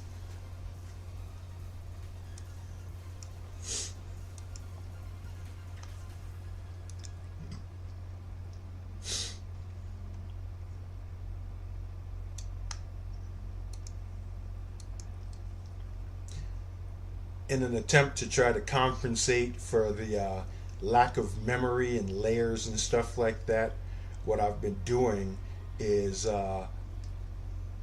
downloading the tattoos that I use on my cars as 256 by 256 instead of 512 so that I can use more of them.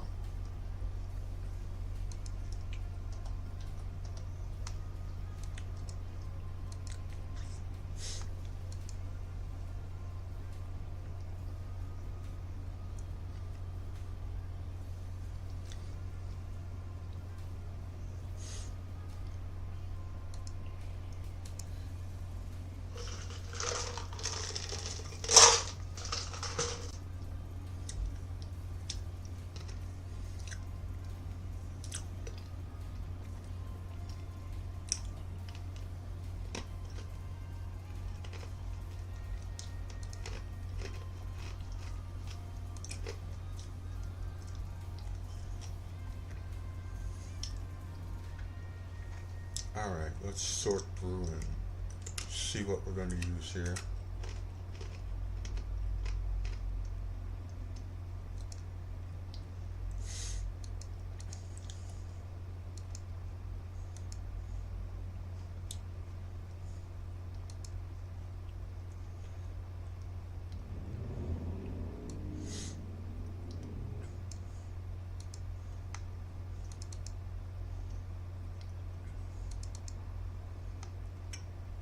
He was so gracious enough to have pictures of all of his cars that he created. It's like he'd actually take the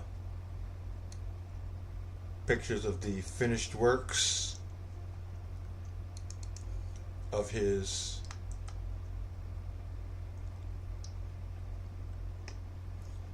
to give you something to work with.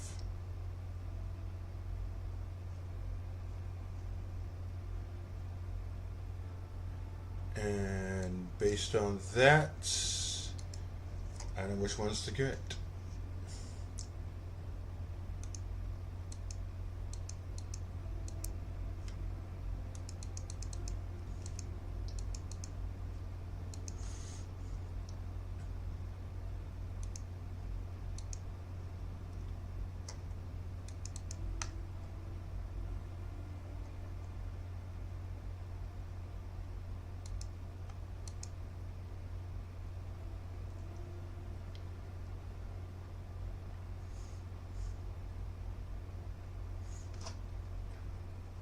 If only it didn't take so damn long to upload.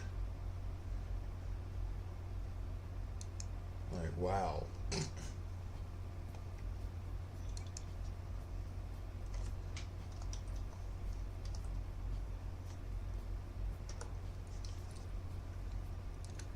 Let's go ahead and do some optimization of our own in terms of the folder here and move this stuff all into one folder. That way I'm not having to scroll all the way through here.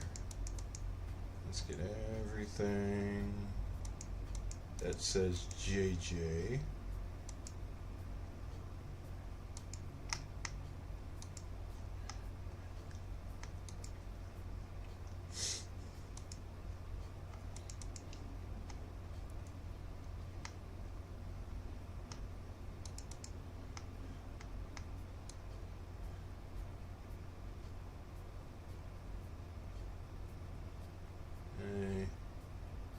Where's it at?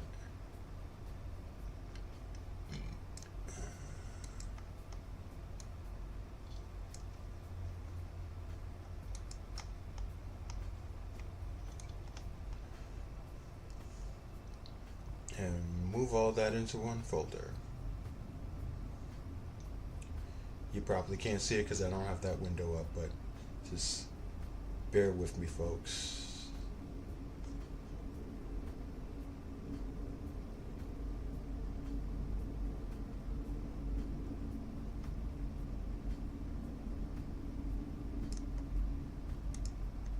There we go.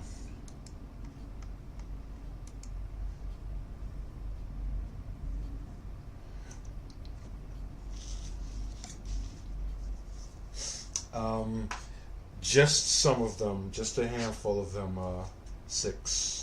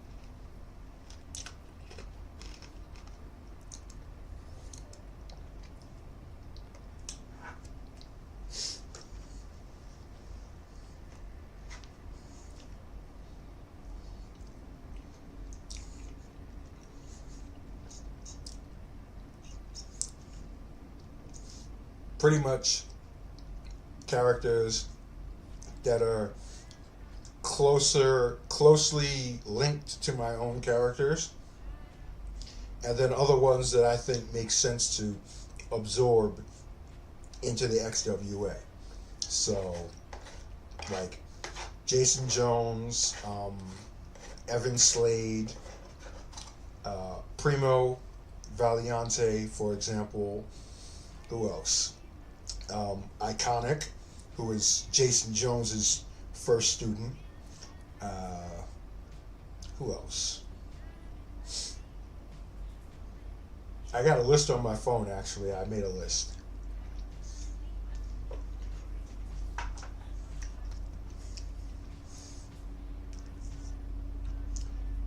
Where are we at?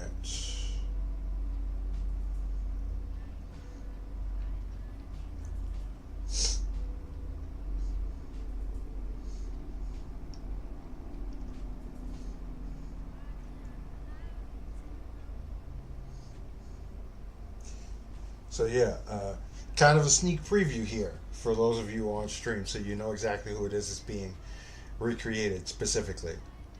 Um, some of these are my brother's cars. Some of these are cars that my brother had made for other people. So yeah. Uh,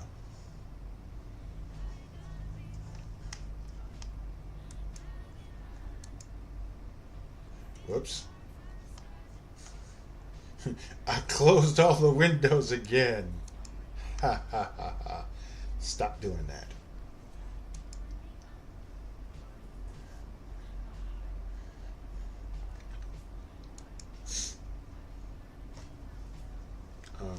I don't know if you can see here.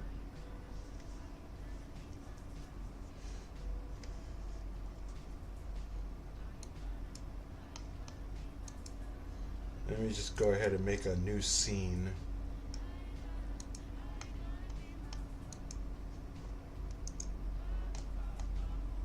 Copy. Paste. Enlarge.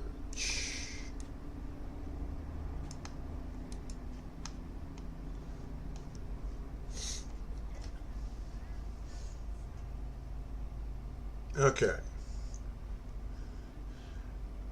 I don't know how the resolution is going to look like here, but you can kind of see the idea. Let me see if I can scroll it up here.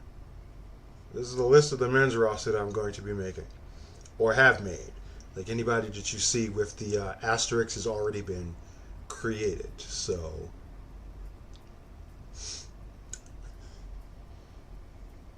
you got Royalty, which is the faction, like a, guess you could call them a face faction, even though they're kind of like what the Blackpool Combat Club was, which is going to be comprised of three of my School of Hardcore graduates, Christian Phoenix, Double XL, and Chad Treadstone, who is Chad's one of the first students of Riot. Whoops. Get off of there. You got Lion's Pride. I'm adding Dan Ripley, who is... Why do you keep doing that? I'm just trying to tap here. I'm adding Dan Ripley to Lion's Pride, which was one of my brother's cause, that was like a young character of his that he really didn't do much with. His nickname is the Talented Dan Ripley. Get the reference from the movie, The Talented Mr. Ripley. So yeah, kind of a thing like that. Would probably try to make him something like a Mr. Kennedy type, but he's going to be with Lion's Pride. Actually, no.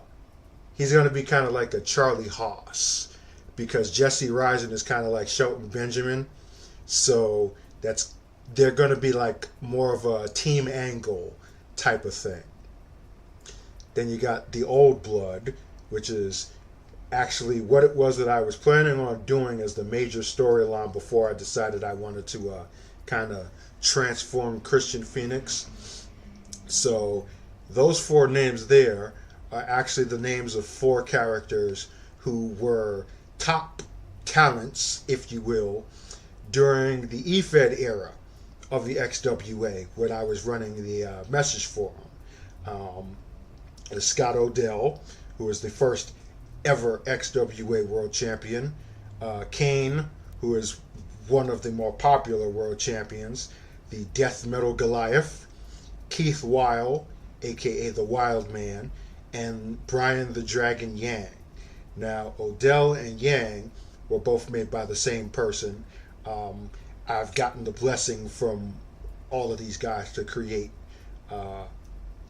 recreated versions of them, modernized in the modern game, and I was basically going to put them all together in a faction, pretty much. Then below that you have the Foundation. Do I have pie crumbs in my beard? Yeah. The Foundation is actually the name of Jason Jones' training school. So that was his thing that he decided to do when he gained experience as a competitor. And his two students, Hakeem Noah, who you may have downloaded if you got him last year. That's my Big Baby Noah is his nickname. He's kind of like sort of based off of characters or wrestlers like Biggie and Brodus Clay, Tyrus, actually, and then Iconic, who you've already seen. Yeah, exactly. Then you got all the non-faction faces that I will be creating for the XWA.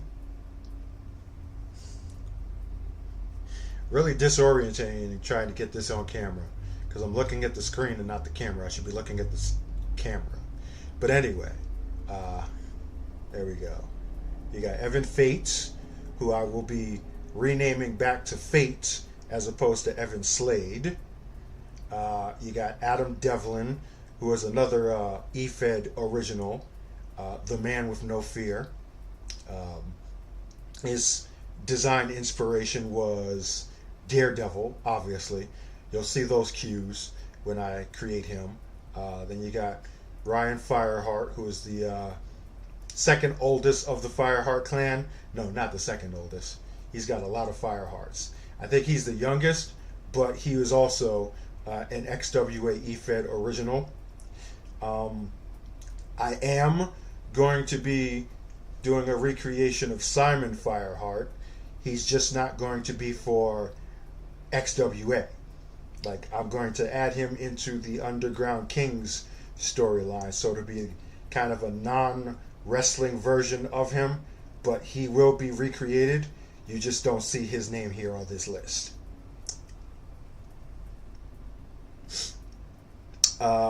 Yeah, the Shoguns will team up on occasion, but as of right now, they're all on solo runs in their careers. Let's see, who else do we got here? And these are just the faces. So next we'll go with the heel factions. Yeah, I'll have the time to do it because after I created all of these characters, I won't be making any more. So yeah, we got time. And also side projects if need be. So you got the Undisputed Enterprise, which would be my main heel faction, which is comprised of the current heavyweight champion Ethan Ulrich, and he's got himself a group of like-minded individuals. You got Jackie Jourdain Jr., who will be their wise man, so to speak. You got Katana.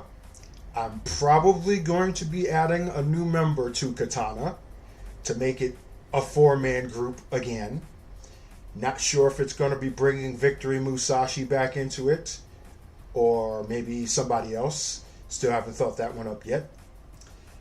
You got Puro Rudo,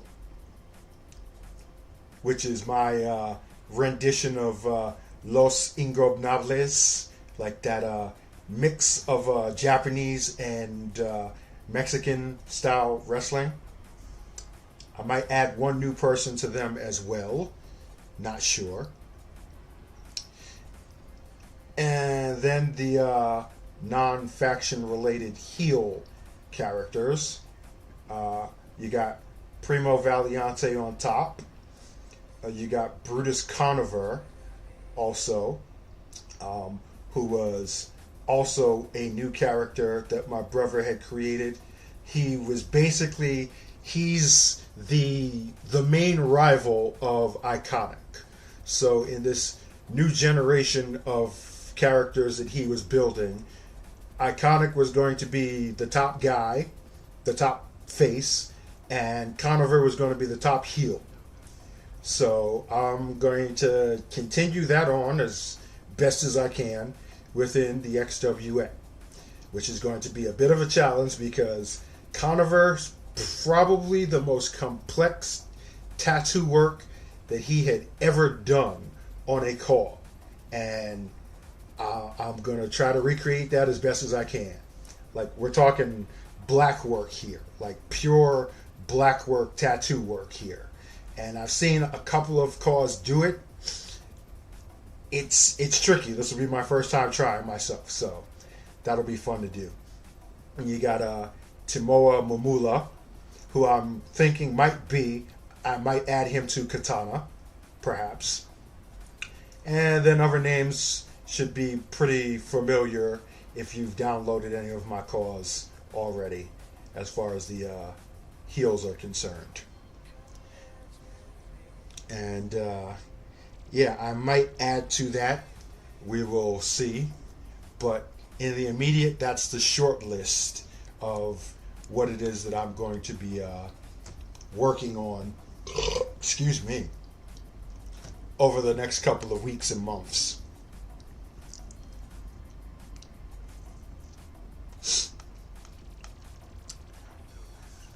Oh, greetings, EJS, and thank you. I appreciate that. Yes, I've definitely been doing this for a long time, haven't I? Holding up that phone made my arm tired. I'm getting old. What can I say? All right, let's go back to uploading the rest of these graphics here.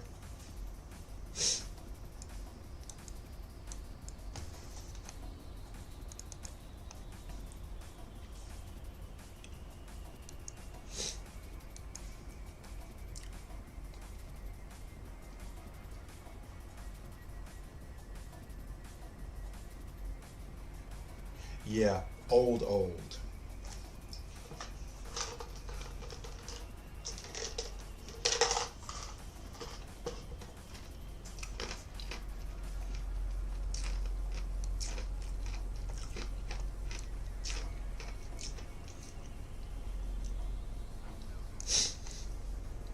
So, what I had been doing before was kind of taking some liberties creatively with the other recreations of my brother's cause that I had been doing.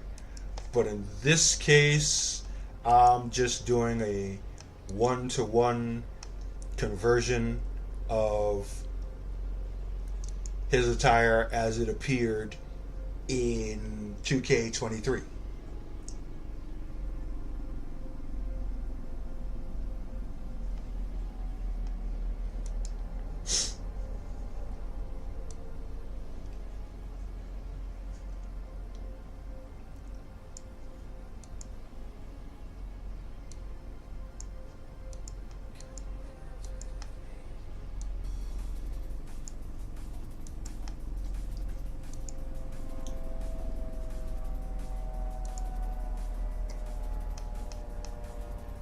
Except there's one that I don't seem to be able to find.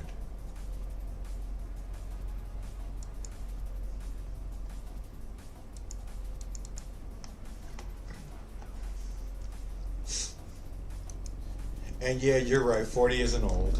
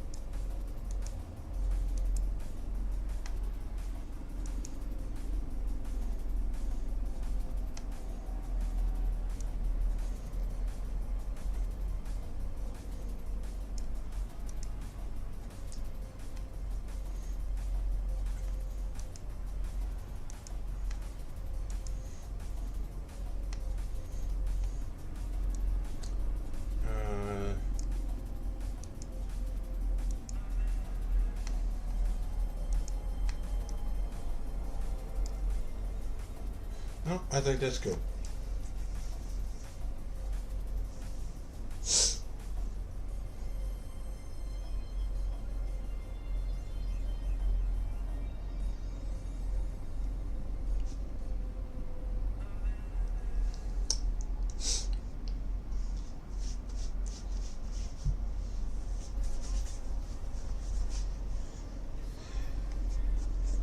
Yeah. When you get to that magical number 6, you'll gain superpowers.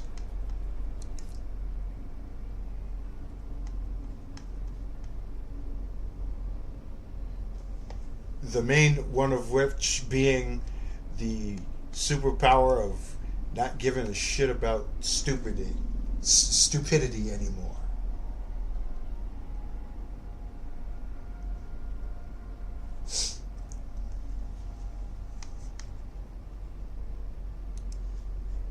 And we don't want to listen to Kendrick.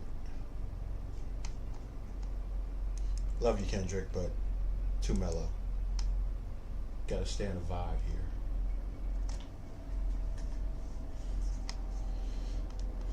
here. Okay, we got our graphics downloaded. Back into the game.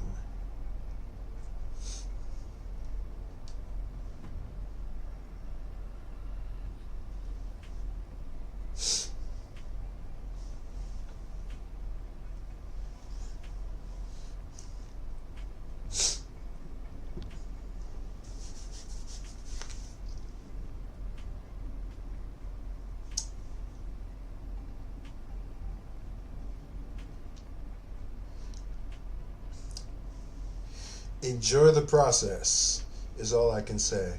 Uh, we age like wine.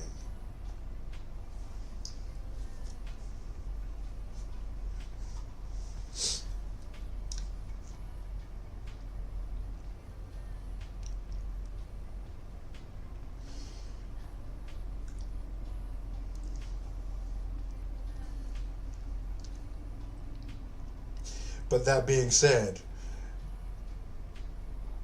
make sure you got things going for yourself as well.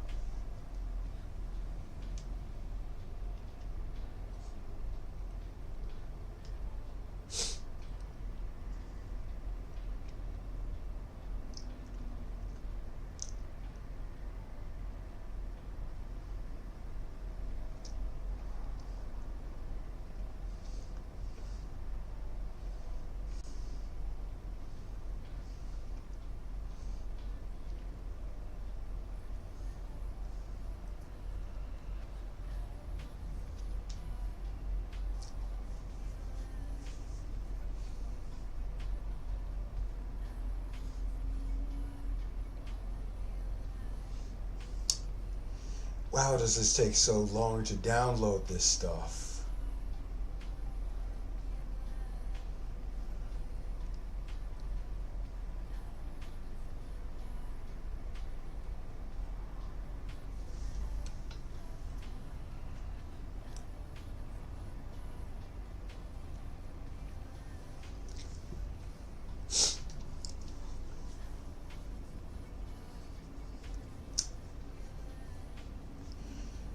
Uh, Best creation suites. Um,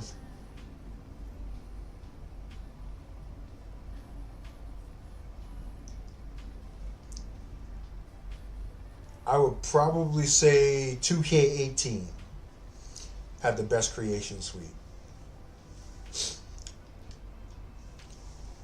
Because that was the one that had the kind of secret body type where if you chose that one, then you could actually choose a whole bunch of different body parts as far as chests and abs and arms and legs and stuff like that, to where you could actually make the characters' bodies look different from each other, one to one. And then they took that out in 2K, was it 19?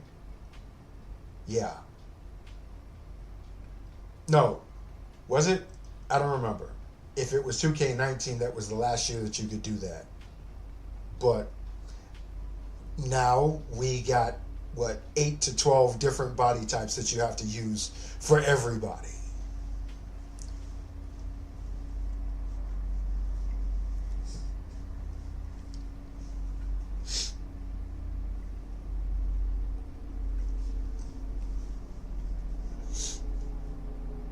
Okay, so yeah, it's been that long since 2K19. Well, technically, it has been, because we were running 2K19 for like what, 2 years?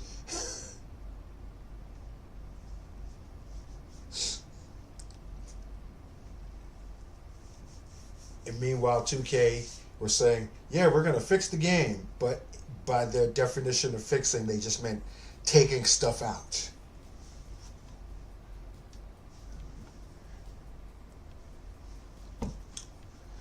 Pretty much.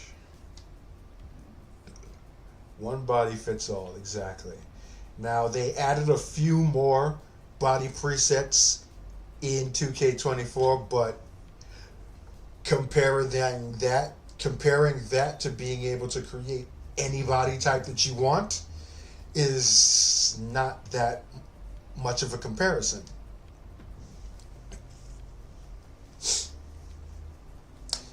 Yep, 4 years. I made more calls in that game than I have ever, because there was obviously a whole lot of time to be able to do that, because they kept the servers up.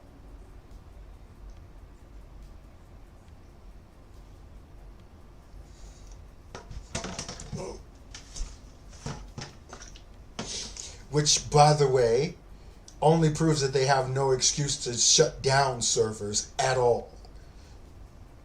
Because they're going to sunset 2K23 servers in January of 2025. But we know that they don't need to. They can keep them up, like, as long as they want.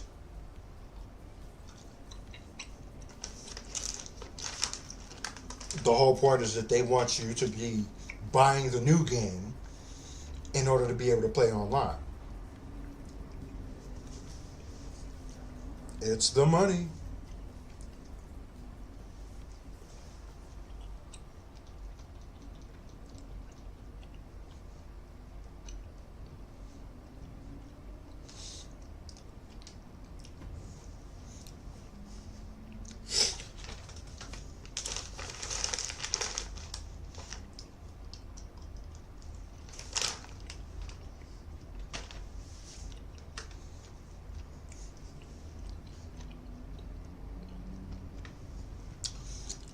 Um,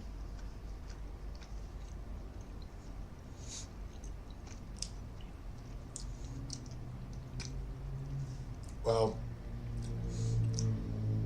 I say this with the disclaimer, EJS, that after this game, I won't really care. But in my opinion, no, they won't. What we have here is probably as good as it's ever going to be.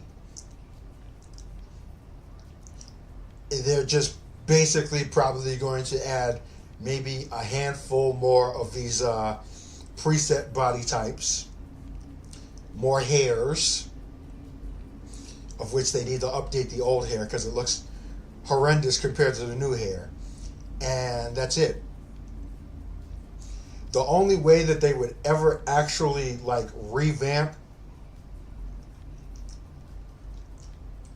the creation suite, like really take a focused look on it, is if Ultra Pro Wrestling's creation suite slaps so hard that most of the creator community just basically deserts 2K and goes to Ultra Pro Wrestling, of which, in my opinion, for what it is that I've seen, that's what's going to happen.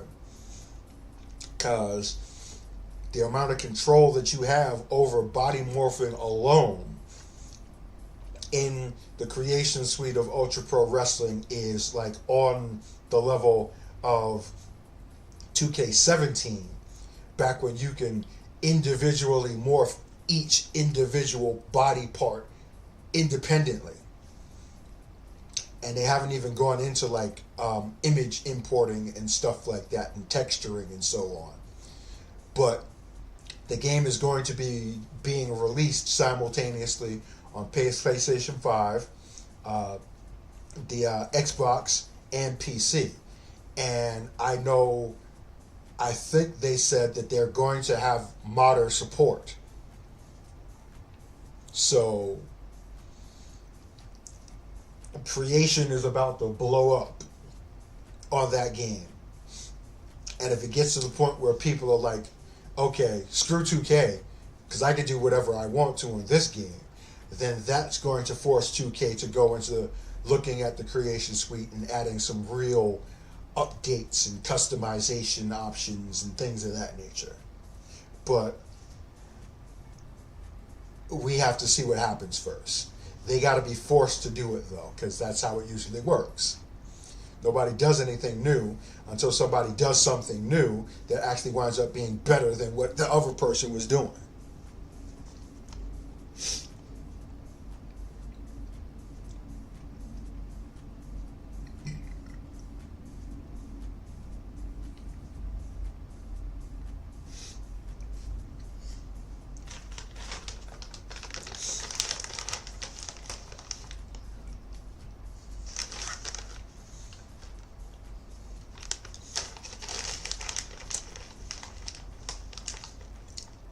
And see, the other thing with Ultra Pro Wrestling is that, as cheesy as it is to say this, the guys who are developing that game actually care about not just wrestling, but wrestling games. Because the whole thing is that they're basically building a modern era version of No Mercy, pretty much. Like, they actually got the original engine from Aki Corporation, and they're building on top of that and modernizing it. So it's got potential. It's got a lot of potential, considering that, in my opinion, No Mercy is the best wrestling game ever made.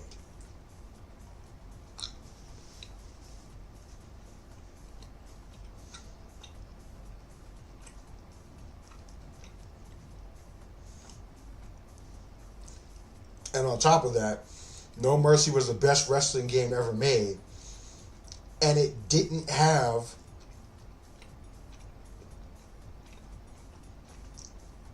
as good of a creation mode as the other wrestling games. Like, you basically just had all the parts of every existing wrestler, and you were just mix and matching those to create new wrestlers. So now you get the gameplay of No Mercy, graphically upgraded, 4K, 60 frames per second, and now you can create whatever you want to as far as wrestlers and arenas and championships and stuff like that. It's like 2K might as well just break their contract with WWE and be like, we're done. We ain't gonna make no more money.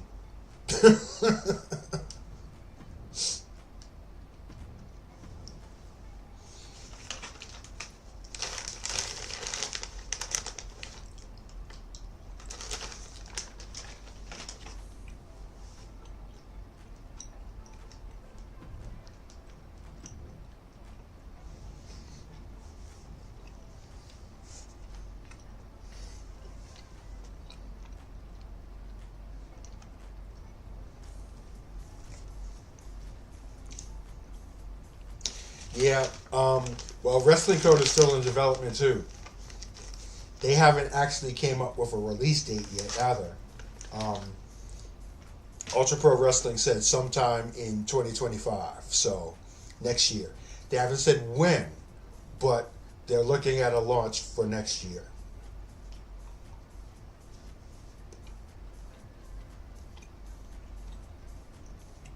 See, the other thing that helps UPW be able to develop faster is the fact that they're not doing, what you call, it's not motion capture. They're not doing scans. They're not doing body scans of the wrestlers. They have a whole bunch of licensed wrestlers that are going to be in the game. Free agents, indie wrestlers, legends and stuff like that.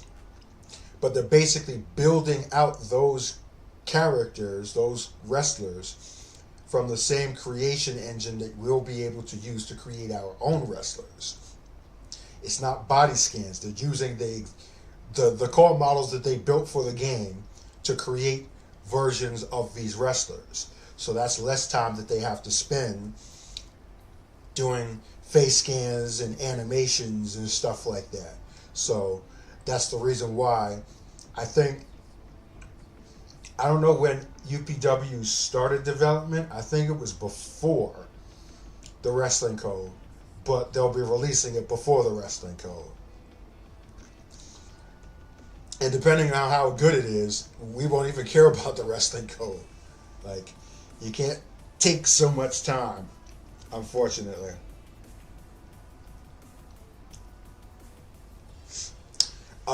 I haven't pre-ordered or invested, but I am. I'm going to. I just haven't gotten around to taking a look at their pledge program or stuff like that. A Kickstarter, Patreon, I don't even know where they are.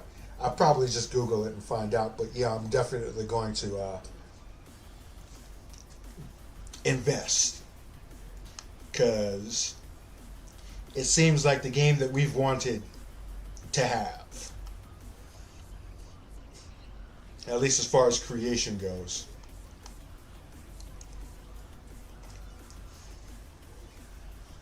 Okay.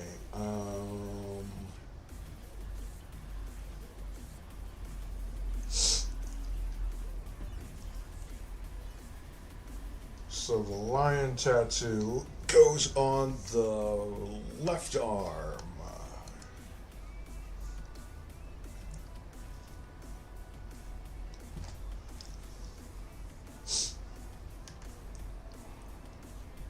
Cool.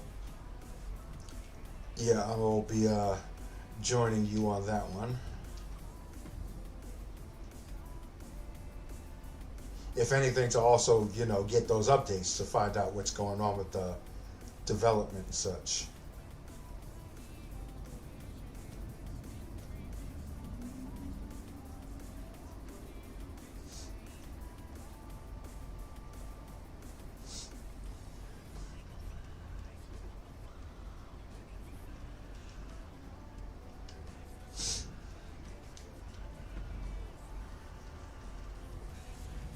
Whoops.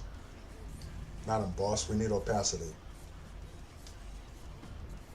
Let's drop it down just a little bit.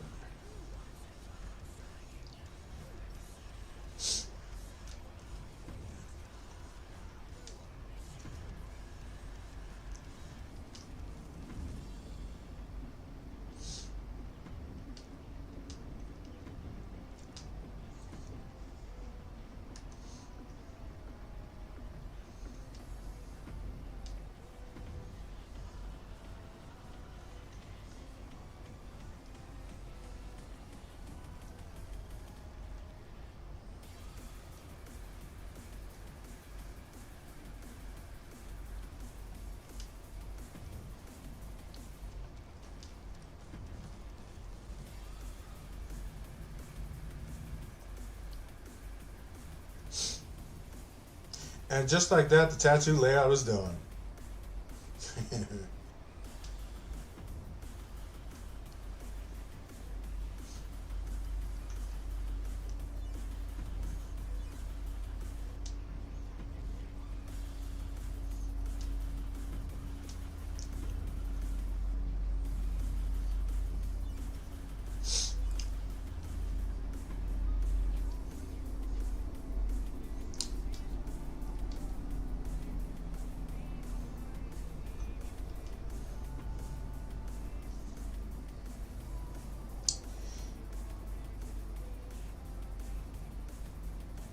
Compared to a lot of my brother's other car designs, JJ's look and attire has always been very clean and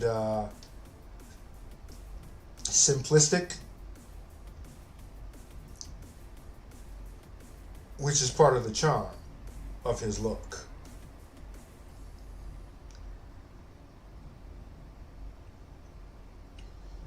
Just need to find the right hand wraps.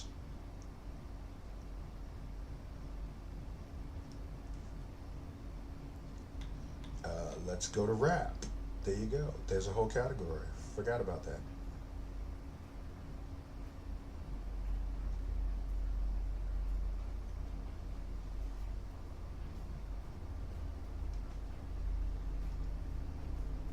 You see how my playlist goes from like tech step, drum and bass to Stevie Wonder?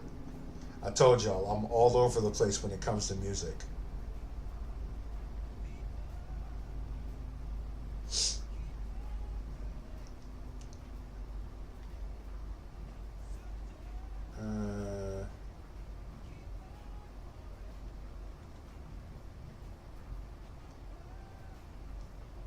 I think I like this one.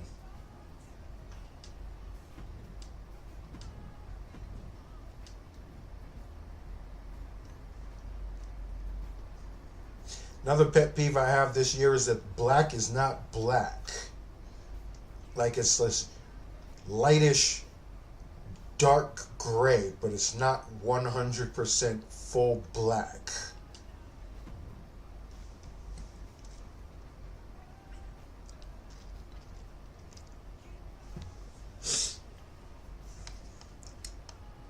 Nocturnal.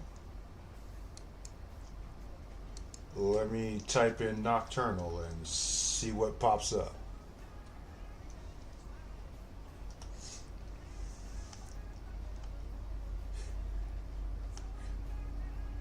I got 2 songs with the title Nocturnal. We're going to put those in the queue, and they'll both play after Stevie.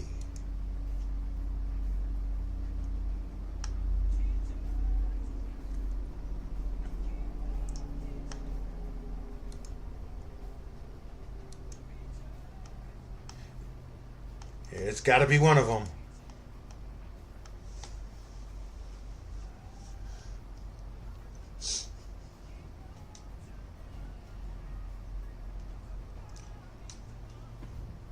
We'll go with White Wraps.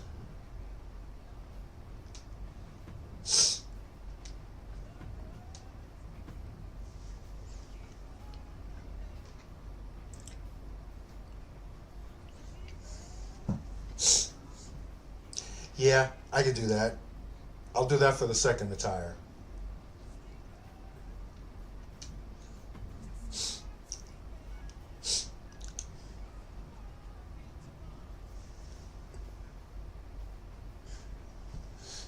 Snoop Dogg singing in auto-tune. Oh, well, that should be entertaining.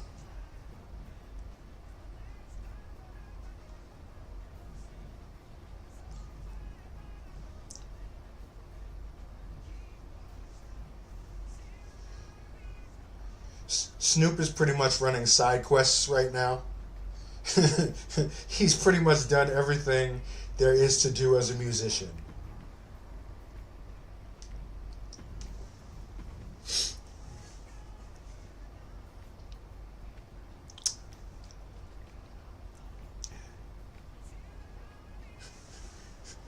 Snoop featuring Sting.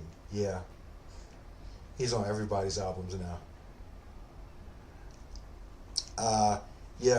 EJS. I think it was Post Malone who compiled the soundtrack for this year's game, which is all that you need to know.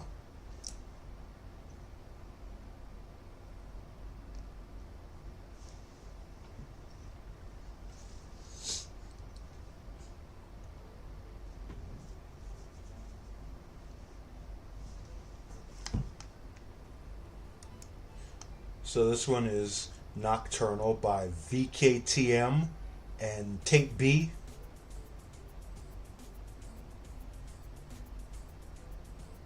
And it's probably not the one. So let's skip to the second.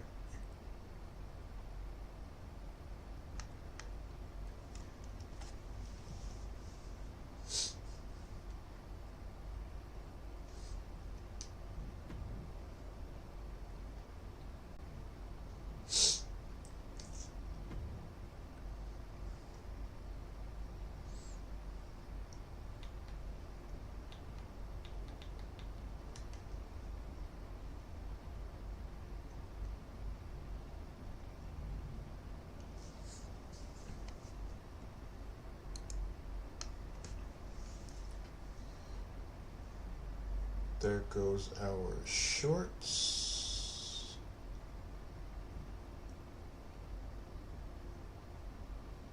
Yeah, we'll stick with these.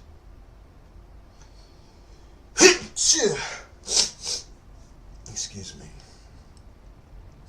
I was thinking about using the Solo Sokoa shorts, but I'm probably going to use those on Tomoa Mamula. Maybe.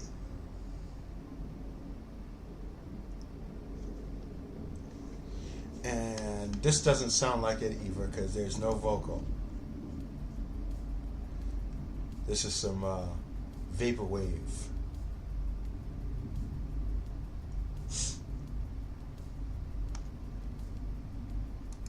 Yeah.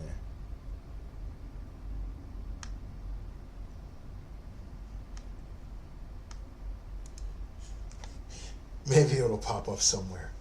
Who knows?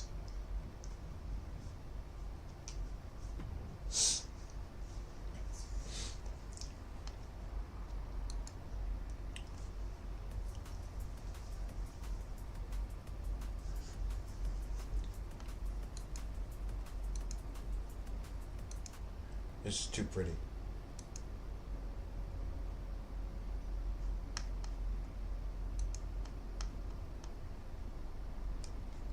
And I close the window again. Stop doing that.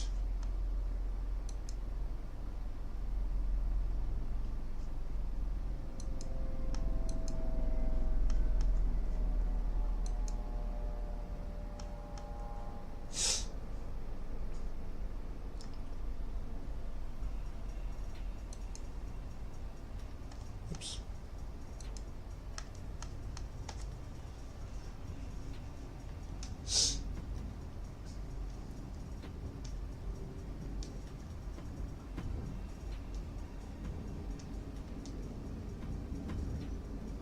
All right. Time for logo placement.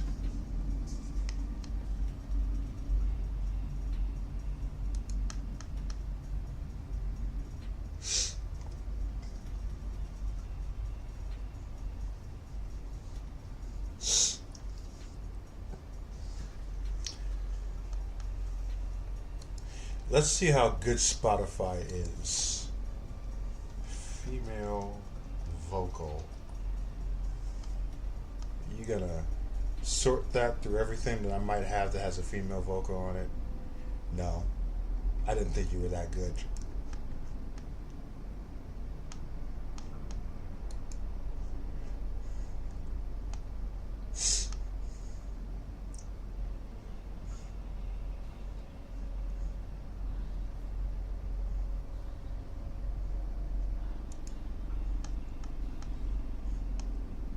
Maybe it's in a specific playlist I had. I'm not sure. I wish I could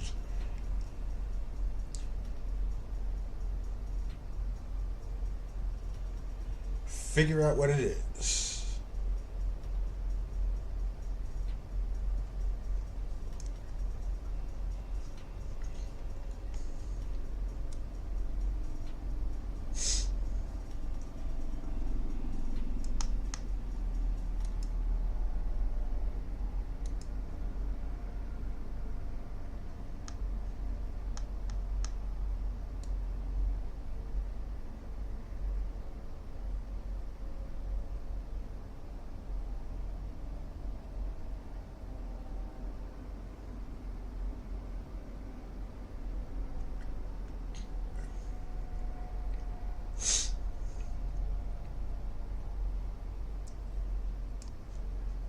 Welcome in, Charlie. We're doing all right.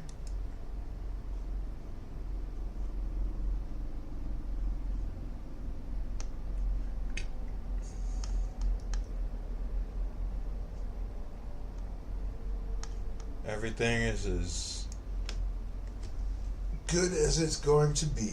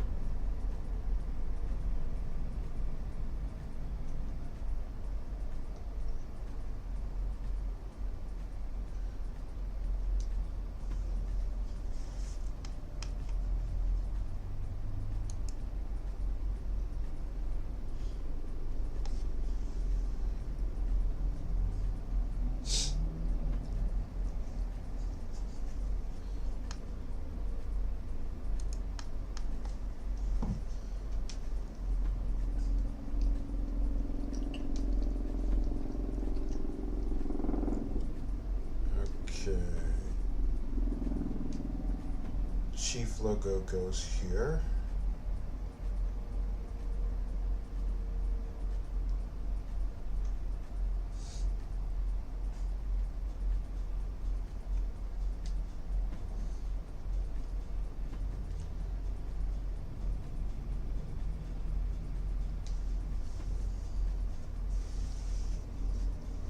Oh no.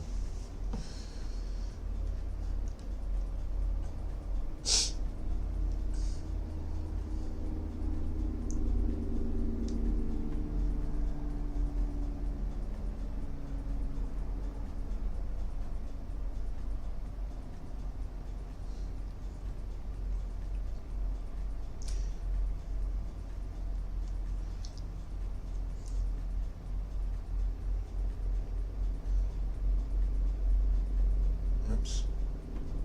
Material. I'm going to change this to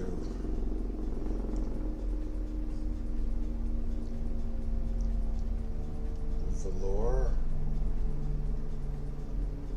Yeah, I like that. Feels like boxing trunks here, sort of. This isn't a new guy, actually. I'm recreating Jason Jones,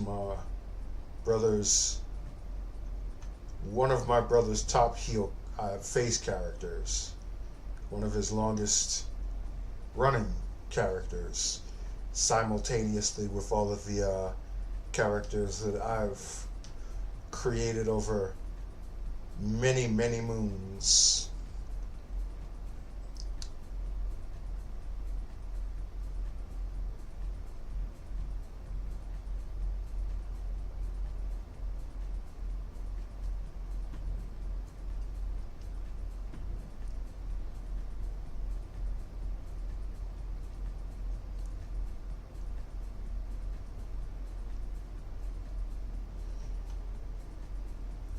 Jason Jones and John Payne are the first two students of Riot, aka the King. The old King now.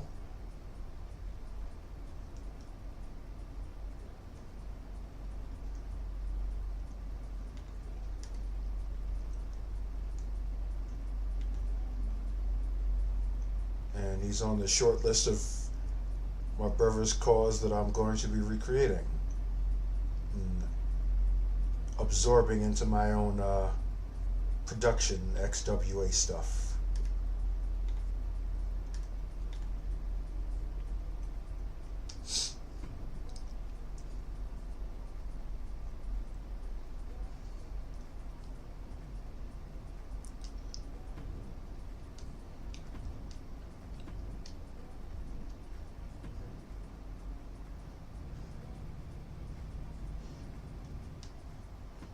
Yeah, you came kind of late.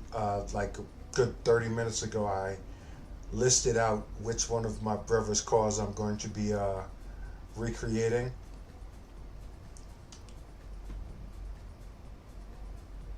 Spoiler alert, it won't be everyone.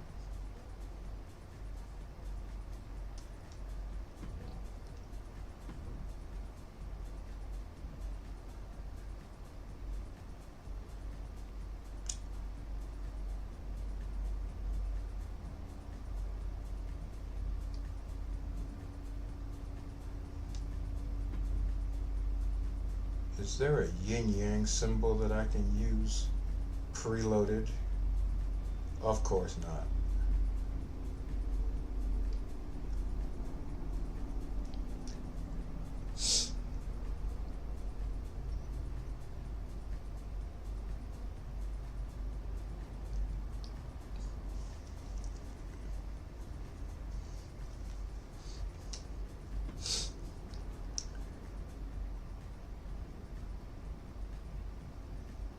And we're glad you did make it.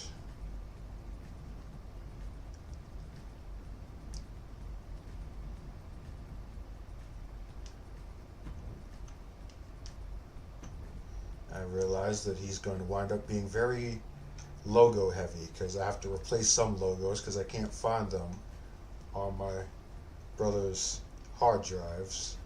So I gotta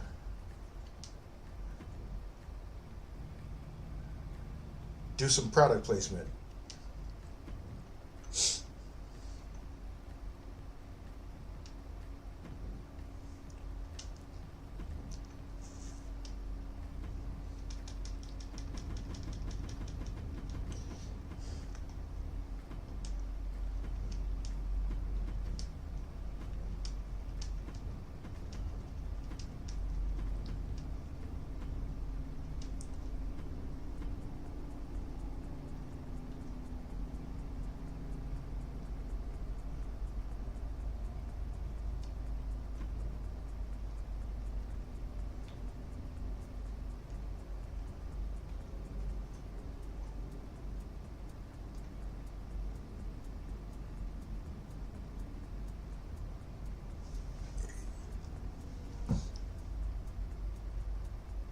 Not a problem.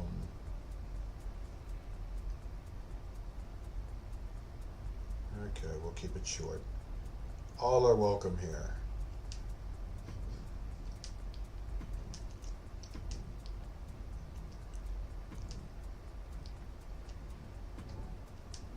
No, what are you doing? I don't want blue.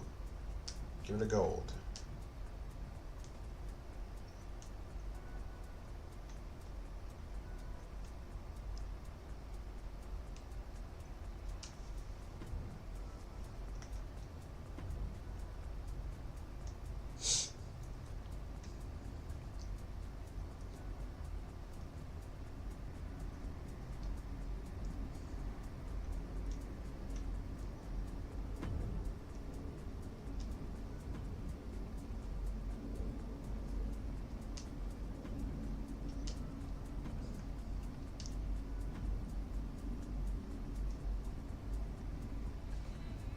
And then the foundation logo on the other side.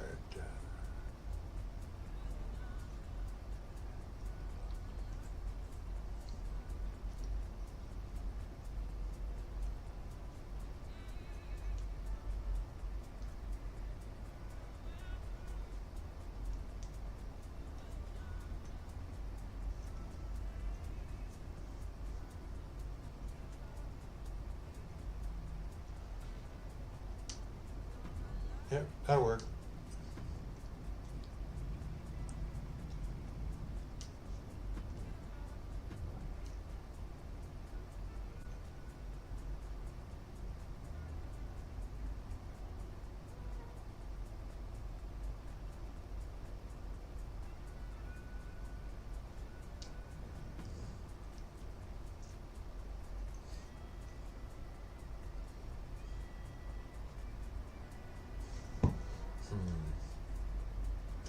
He needs something on the other side of the front, and I know just what that's gonna be.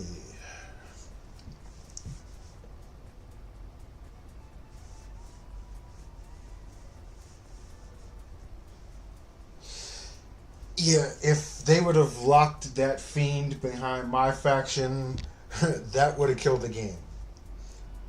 They'd have got so much of a backlash that they'd have had no choice but to make a DLC. Because this is Bray we're talking about here. You don't mess around with that.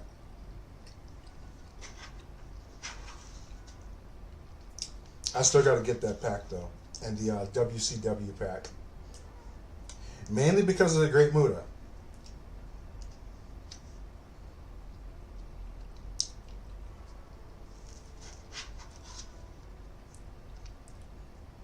Because if I'm not mistaken, they have an upgraded version of the, not upgraded. Do they have an updated version of the Shining Wizard, like the versions that the Great Muta used, is what I want to know.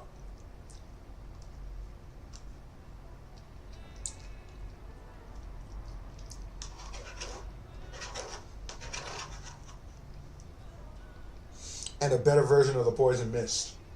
Because those are actually, the Poison Mist is a move that I had all three members of the Riot Squad use. And they don't have it in the game anymore.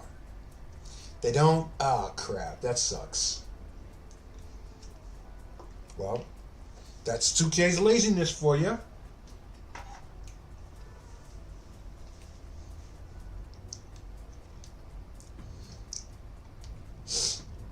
I'm not surprised.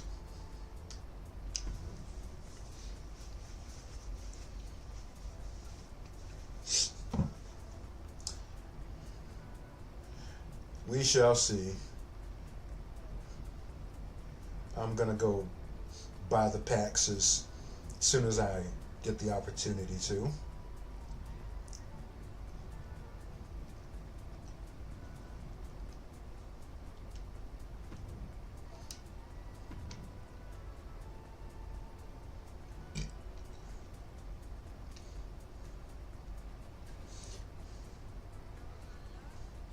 Eh, well,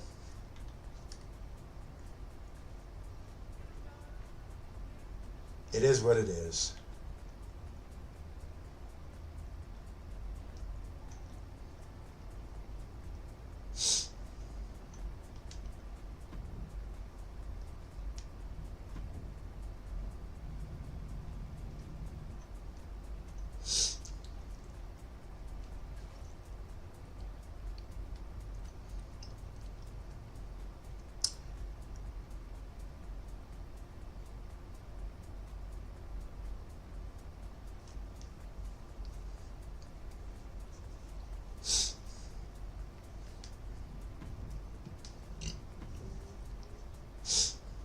Well, I want the Braid pack because he has a nice looking entrance coat that I can use for Black, the artist formerly known as Happy Face.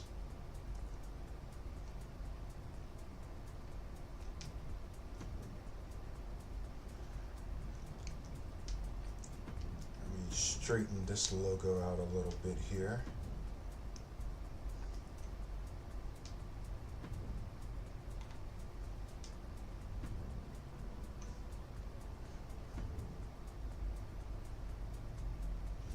And yeah, those are the trunks. Easy peasy.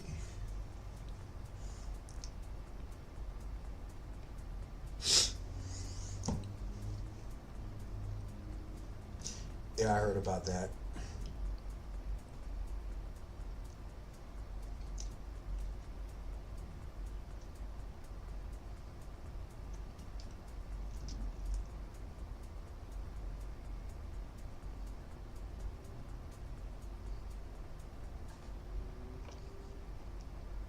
Yep, that's the one.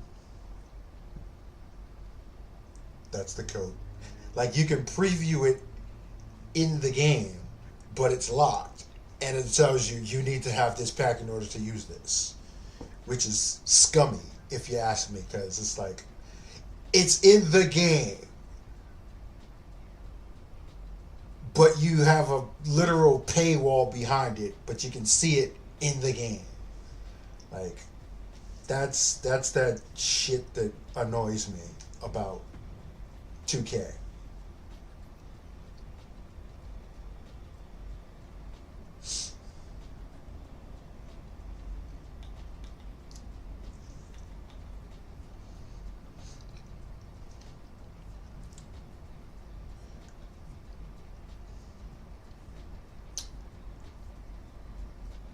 See if I can find these kick pads. It's probably in generic.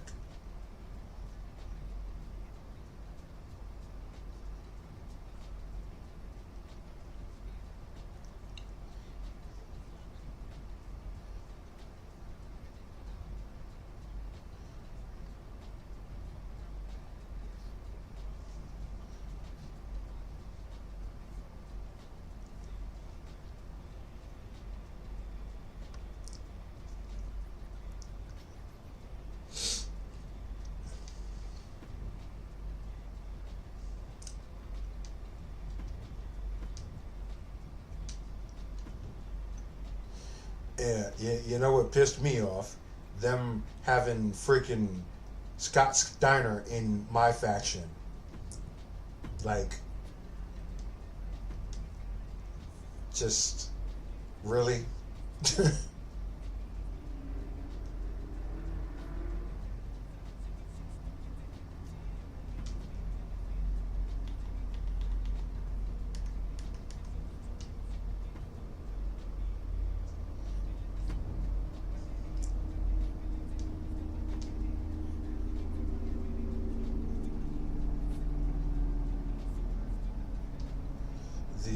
These are not the right boots.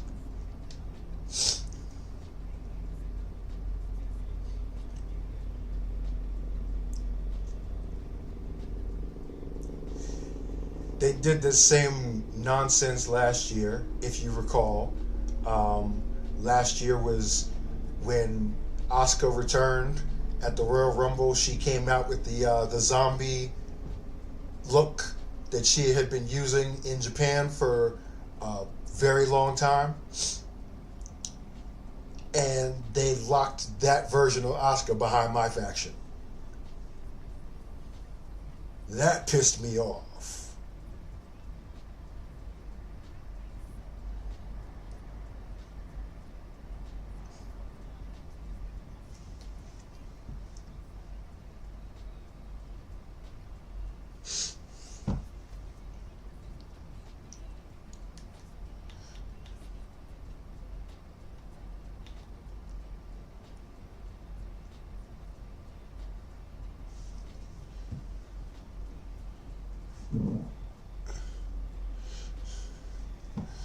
Yep. Do I have it saved? Is this them? This looks like them.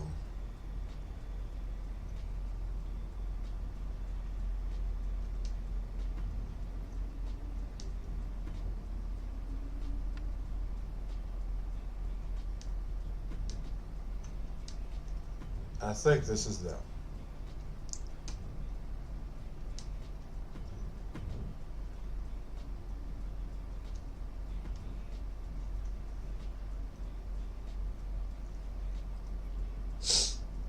No, it's not them, but we're gonna make it them. Let's just change the fabric.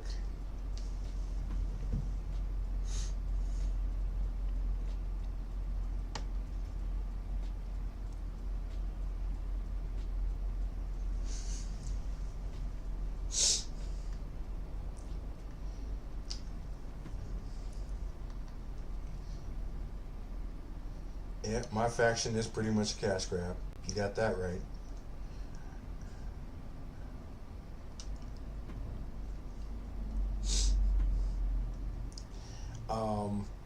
I don't have anything my faction aside from whatever the free stuff it is that they give you when you first log in, like the locker codes or whatever that is.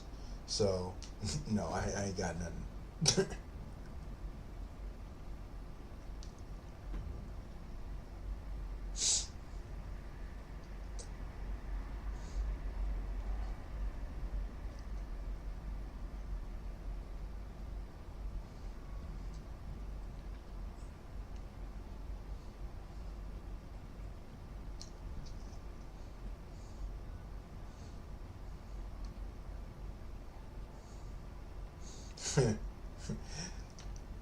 Yes.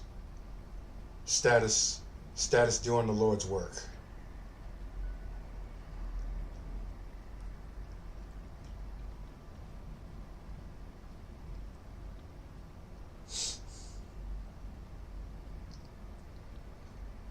You weren't here for that part of the conversation, but yeah.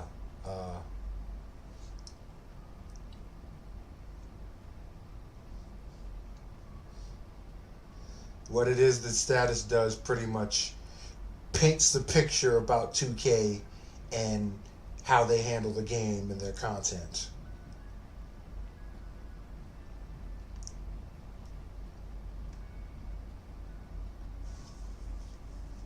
And their maintenance and optimization of the game, or lack thereof.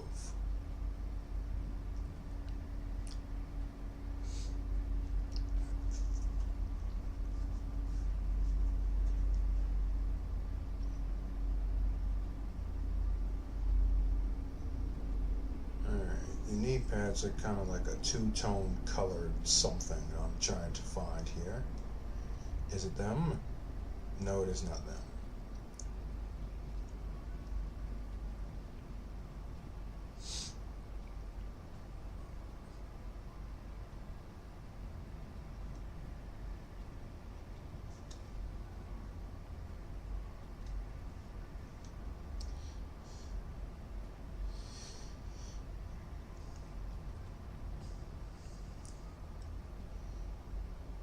Yep, they most certainly are. Which is why WWE would get right into bed with them. Maximize profits.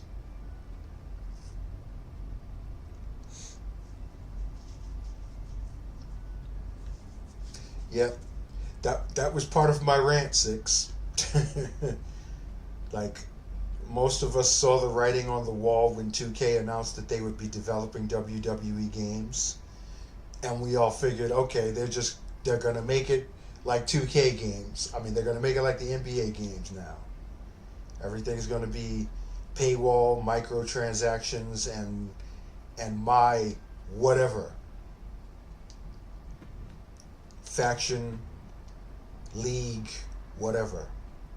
And yep.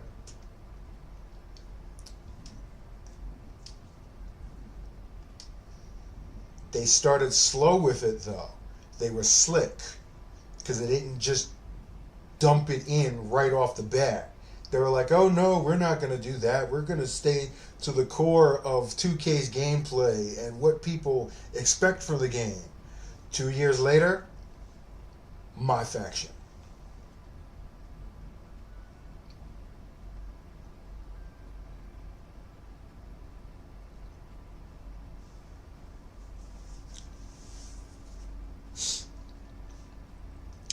Yeah, the only reason it took them that long was because they were trying to, they were trying to lull people out of their belief.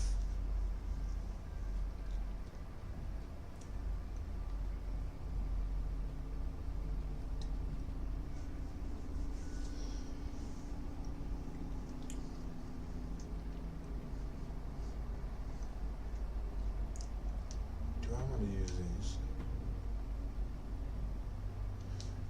Uh,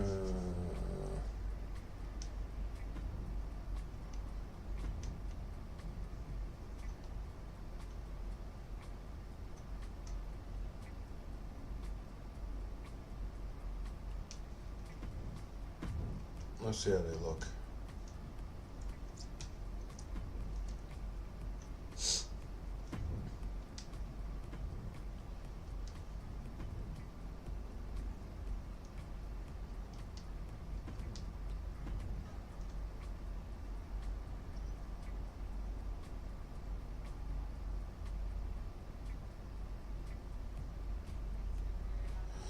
Exactly, Charlie. Exactly.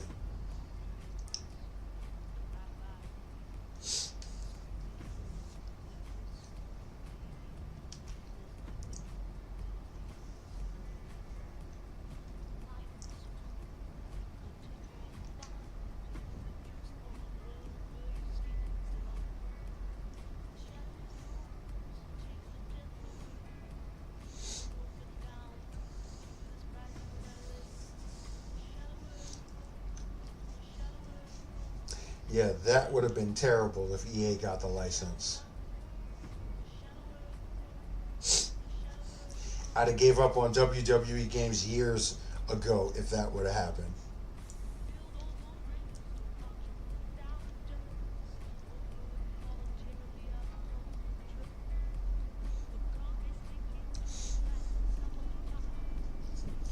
Imagine if they put a version of the final boss rock behind my faction.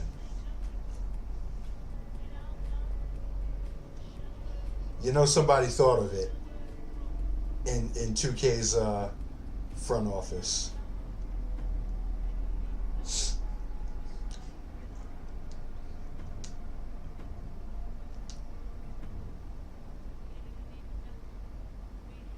Oops, I forgot to do one very important thing.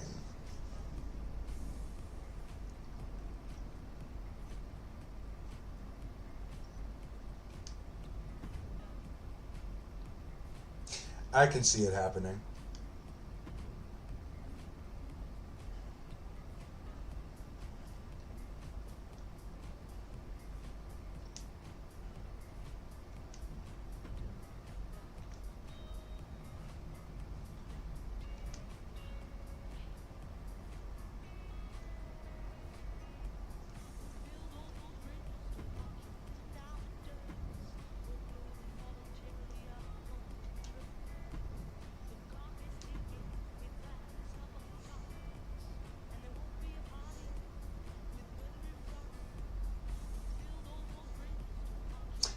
Oh,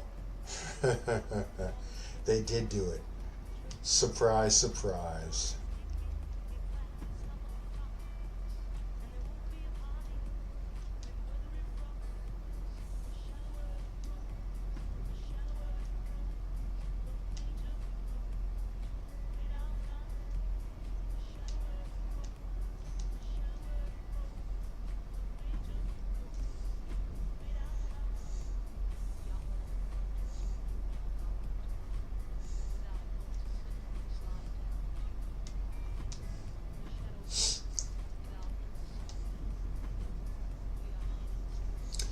Yeah, they don't care. They know that most people are just gonna hunker down and buy it, those packs to get it.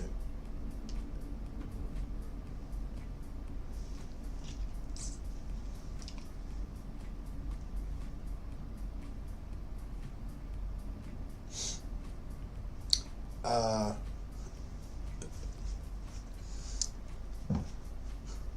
Papa Sweet, welcome in first of all. Second of all, no. This is my last WWE game. We're going out with a bang, so to speak.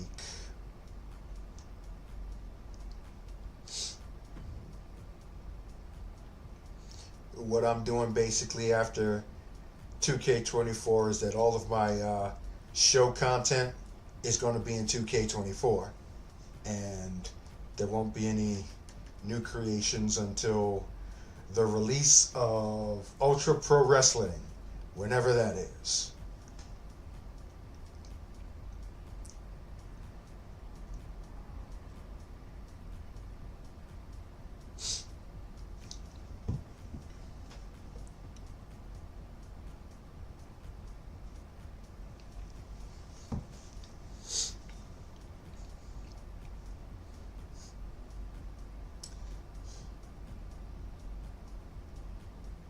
Oh, so Big Papa Pump was glitched on top of that? Well,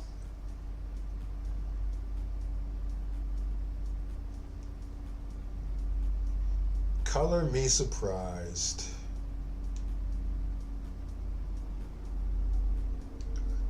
I like this shirt.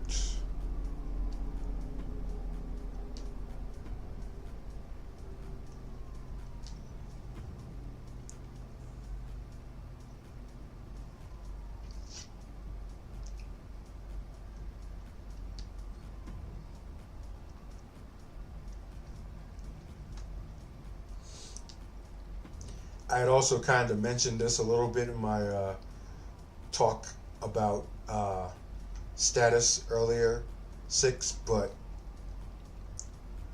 it would take a Ultra Pro Wrestling or Wrestling Code or any other wrestling game to come in and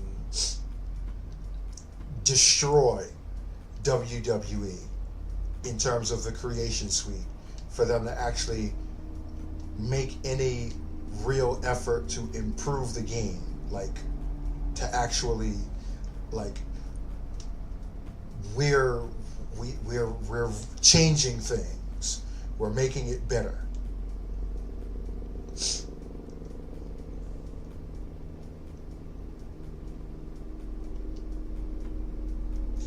It's a lot like WWE itself.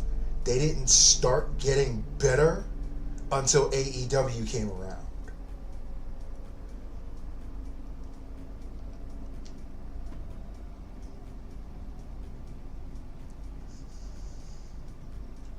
And I mean, even to a point, there was like a little bit of time where they were better than they were, and that was only because TNA was around at the early point before they fell off. And then WWE was like, okay, we got to step it up because these guys, they could surpass us. But then it ended up that TNA didn't, and then WWE went right back to, okay, we're going to force feed what we want them to see now. And that was pretty much everything until AEW. And then they had to step it up again. That's pretty much the the position that 2K is in now with their wrestling games until something else comes along.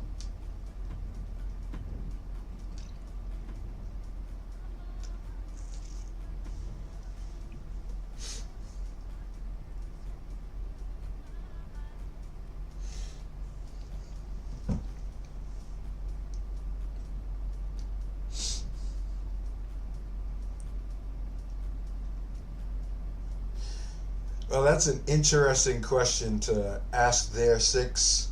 I mean, like I said before, they're using the old No Mercy engine as the base of the gameplay and building off on that. So there's going to be like additional gameplay mechanics and features on top of what it was that No Mercy had.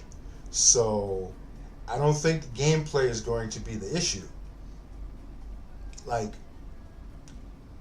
if anything, the big question marks, like I said this before, is just what it is that they offer up in the creation suite, like as far as customization goes, like image importing, texturing, modding, that type of thing. And, like, I don't really think the gameplay is going to be the issue. Like Fight Forever is a perfect example. The gameplay of Fight Forever isn't the issue.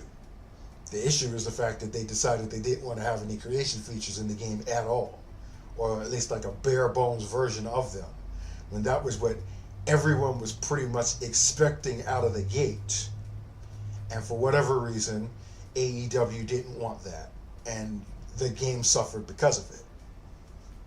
So I think it's the other way around, to be perfectly honest with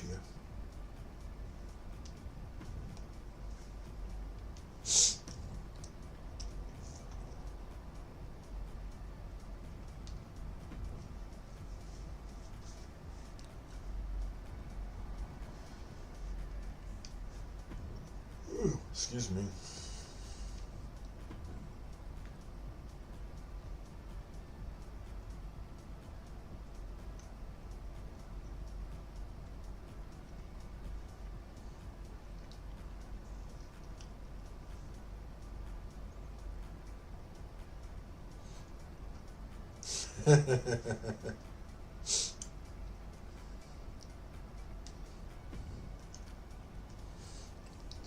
I'll take your word for it.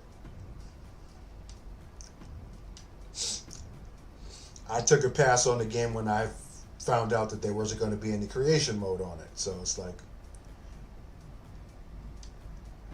way to go, hyping it up all that time just to let people down.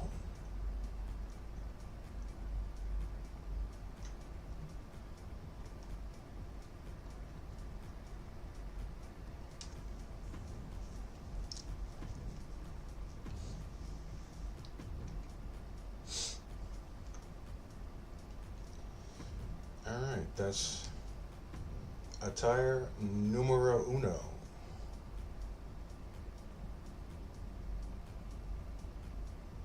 Yeah, he looks good.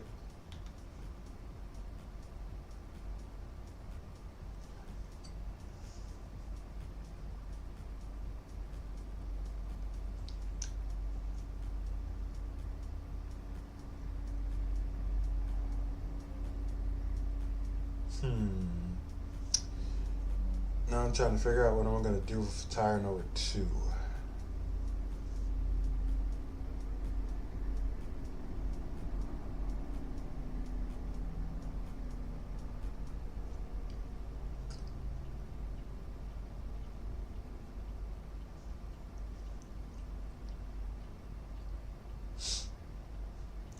I might go old school with the short trunks.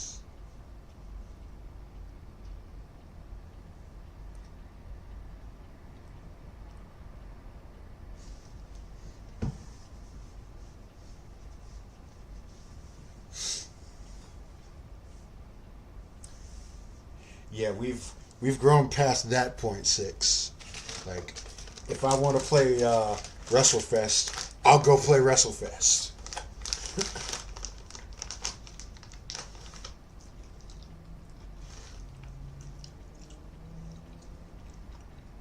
To fire that up on an emulator.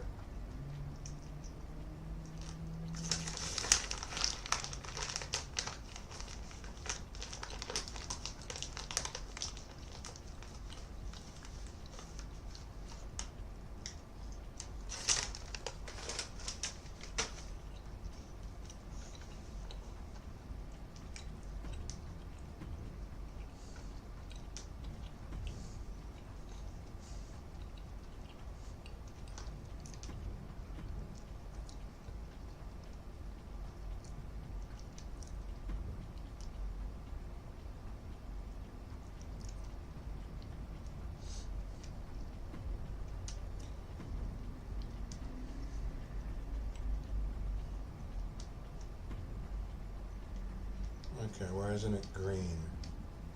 The green isn't greening. Oh, oops, trunks.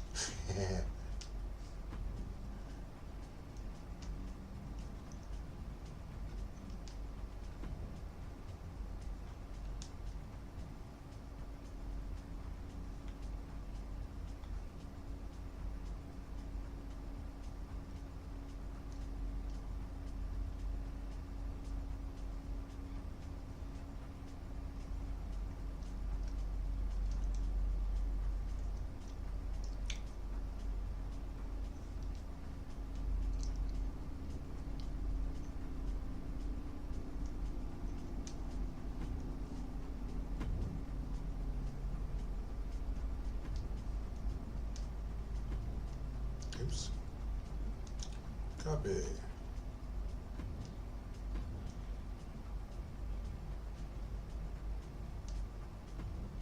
Paste. Paste.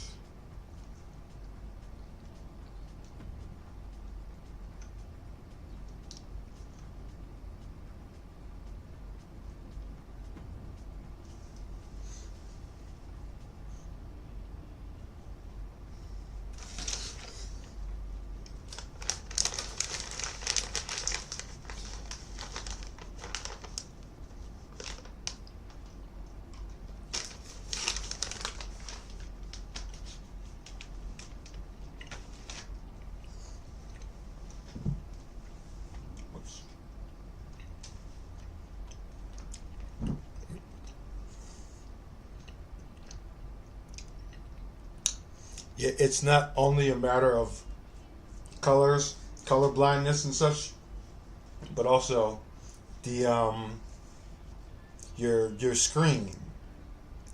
Cause I can tell you right now that the color that is on my actual game screen here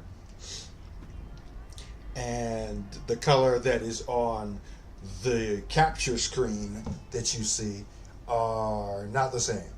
Like the color on the screen that you're looking at on YouTube is a little darker than it is on my screen, which is a big old 24-inch 180 hertz HD HDR monitor for gaming specifically. So on my screen it's popping out. Like this green is green, but it might look almost like a dark, like deep dark green to you.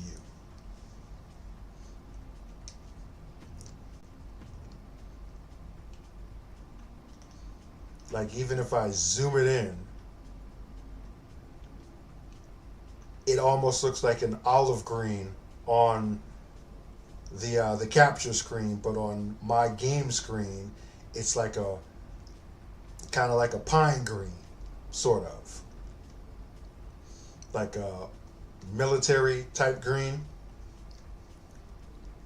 But then what I like here about this green is that the combination of the colors plus the white gives sort of the illusion of the Jamaican flag, which Mr. Jones's family originates from the island of Jamaica, so it's kind of a double cool element we got going there.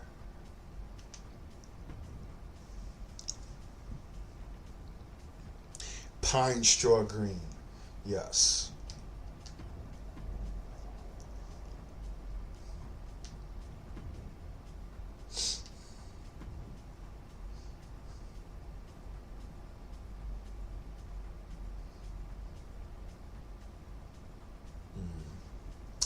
Do I want to give him a School of Hardcore shirt?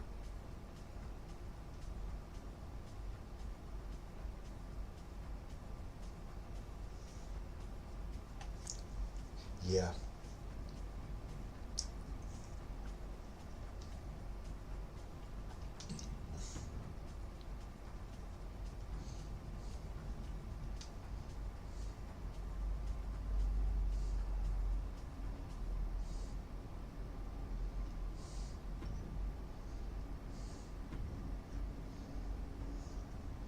All of the students, past and present, are paying homage to the old king. And yeah, just like that, Jason Jones is done. Oops. Let me just change his second pose.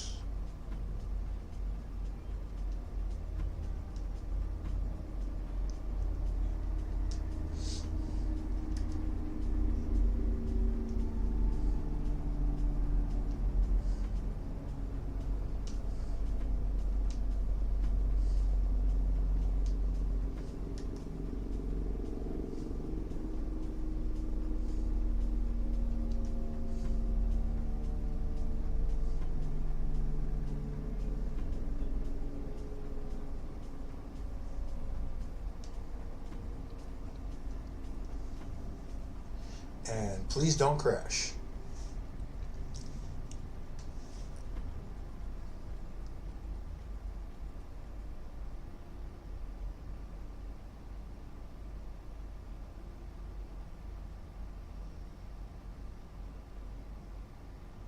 Well, if it was going to crash, it would have crashed already, so we're good. Yay. Now for the entrance.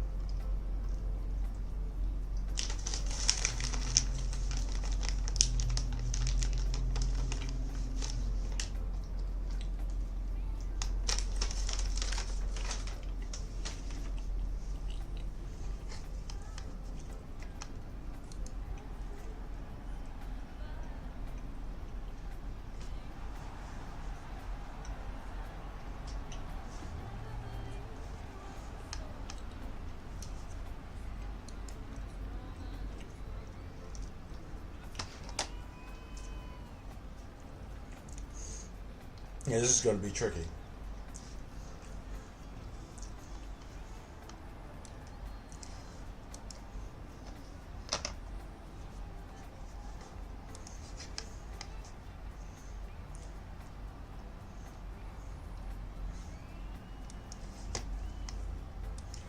We shall go to the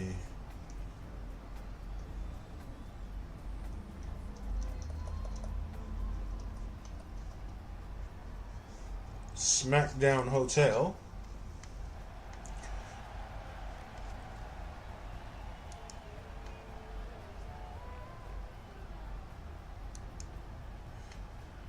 and run through the list of pre-made entrances to figure out which one is going to fit him the most.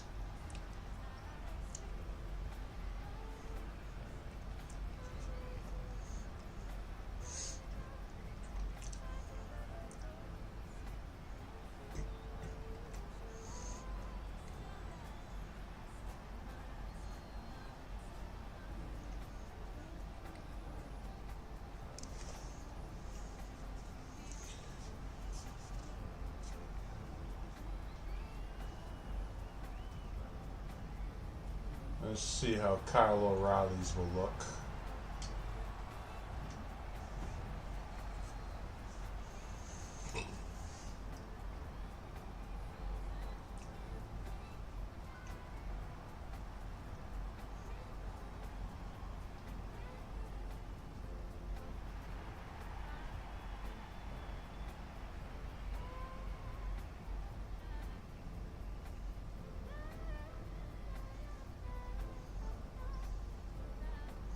Too bouncy.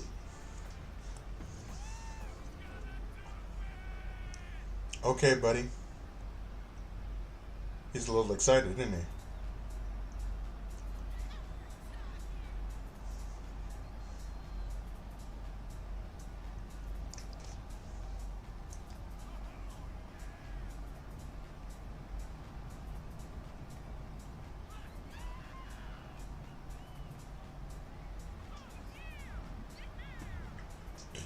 Let's see Buddy Murphy's.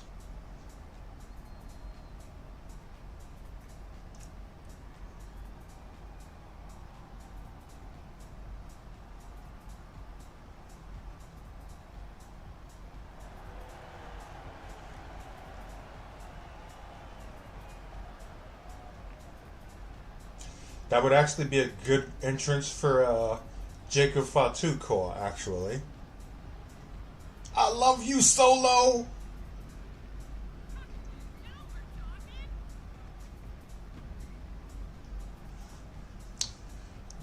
Let's keep going.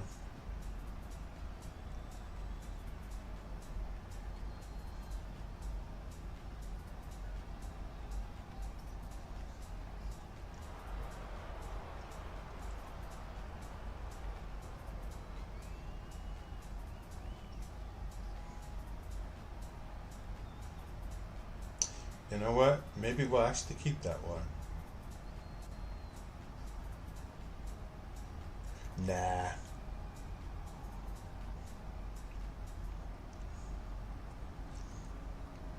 It does look cool, but we could do better.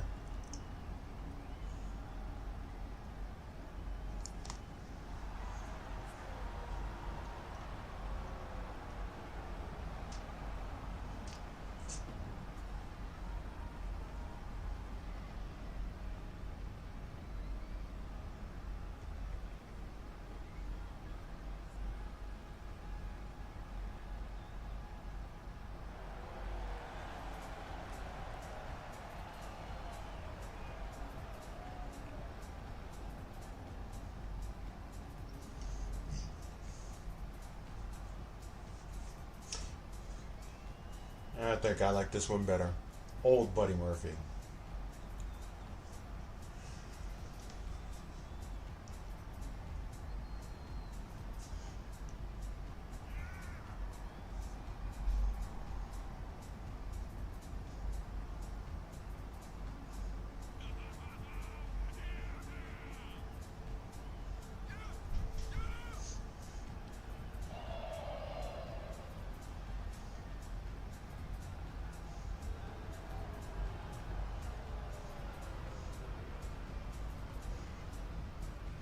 Yep, winner.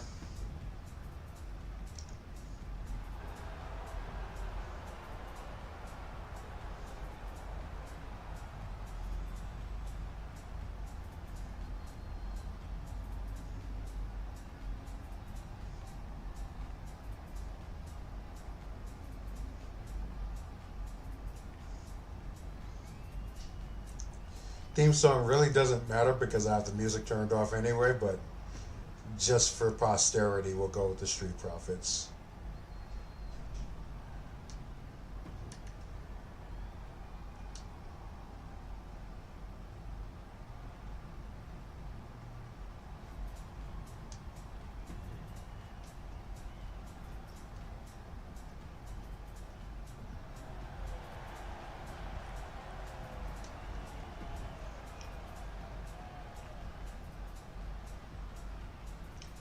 Everything Street Profits.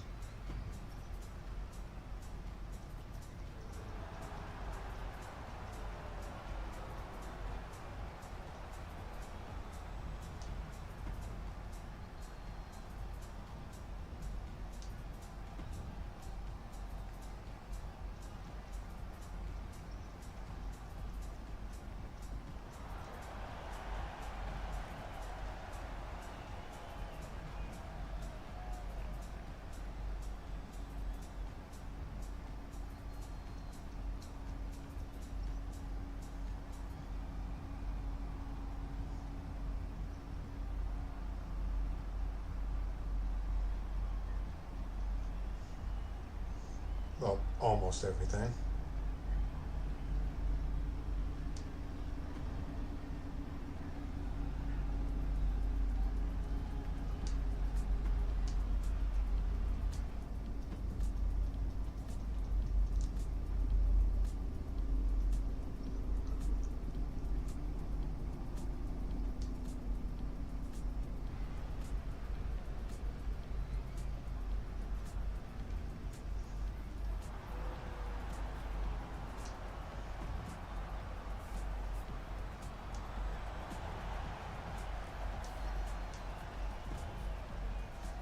You need some pyro.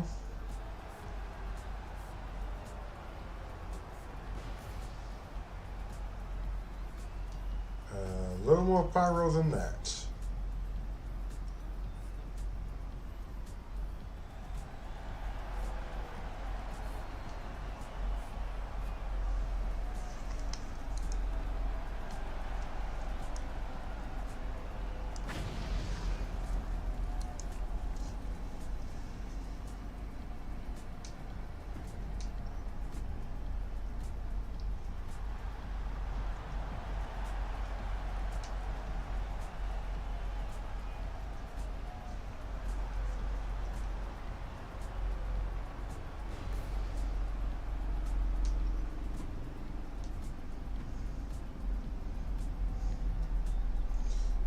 No, I didn't want that one.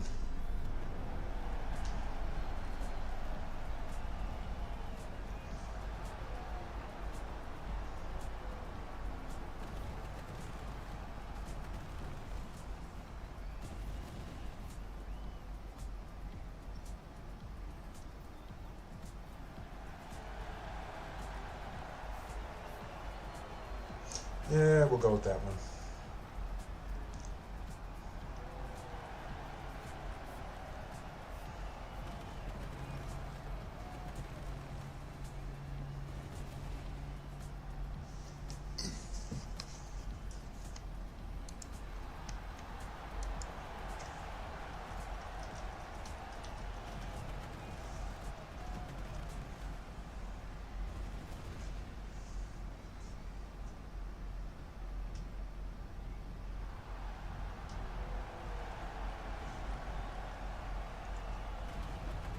All right.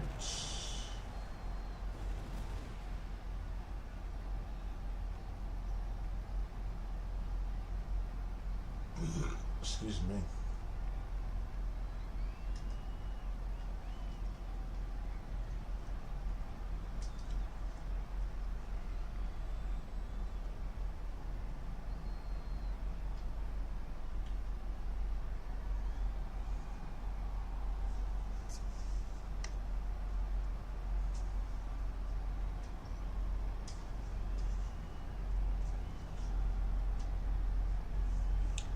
Let's do a test with the theme song.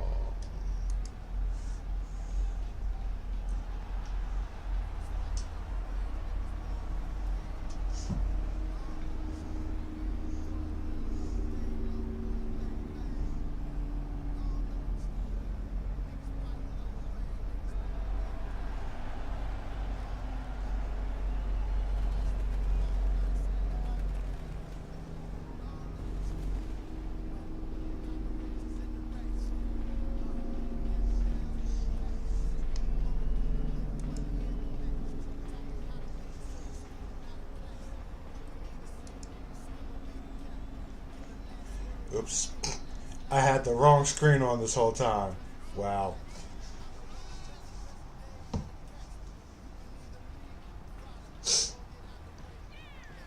Don't worry, I'll be doing an actual video with entrances.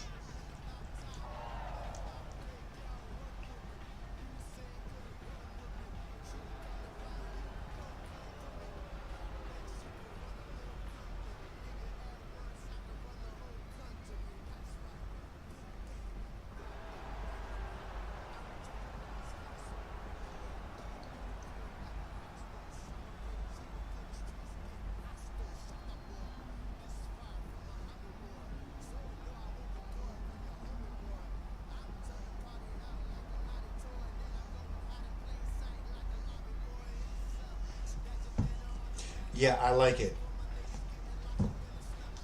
Cool.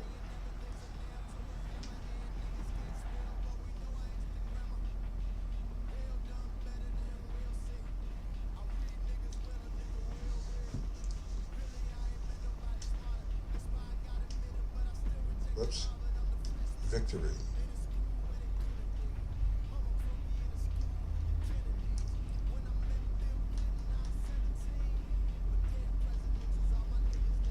So after this will be the move set, which is gonna take a while.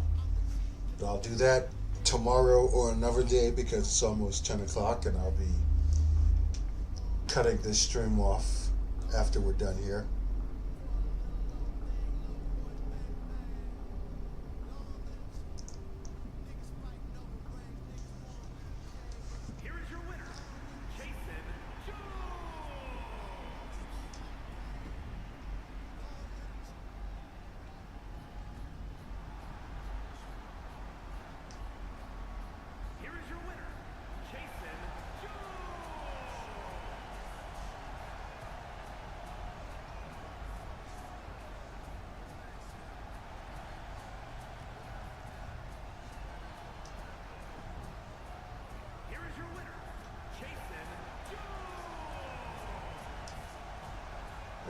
It's good for now.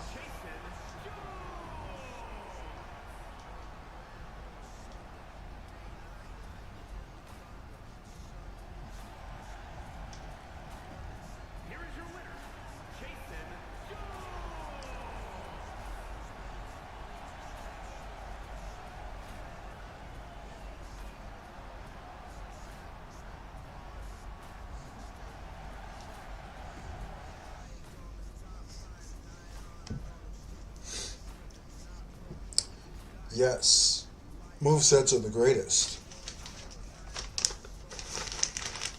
I just copy pre-existing movesets and tweak them. I don't make anything from scratch anymore. It's too time consuming.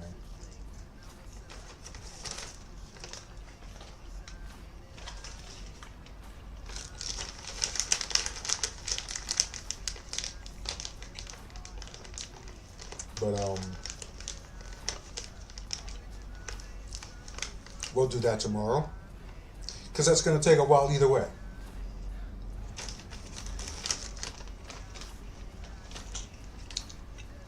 But you just basically saw the start to finish of me creating the car from doing the pre-production, if you will, in Photoshop for graphics and textures to putting it all together in the game. That was one car. It was about 2-3 hours. That's about the average. And that's my alarm to say it's 10 o'clock, go to bed. So that's what we're going to do. Thanks everybody for stopping by and spending some time to see how I do what I do. And I'll try to see if I can get back on tomorrow. I'll update on social media how that goes. So yeah. Deuces and good night everyone.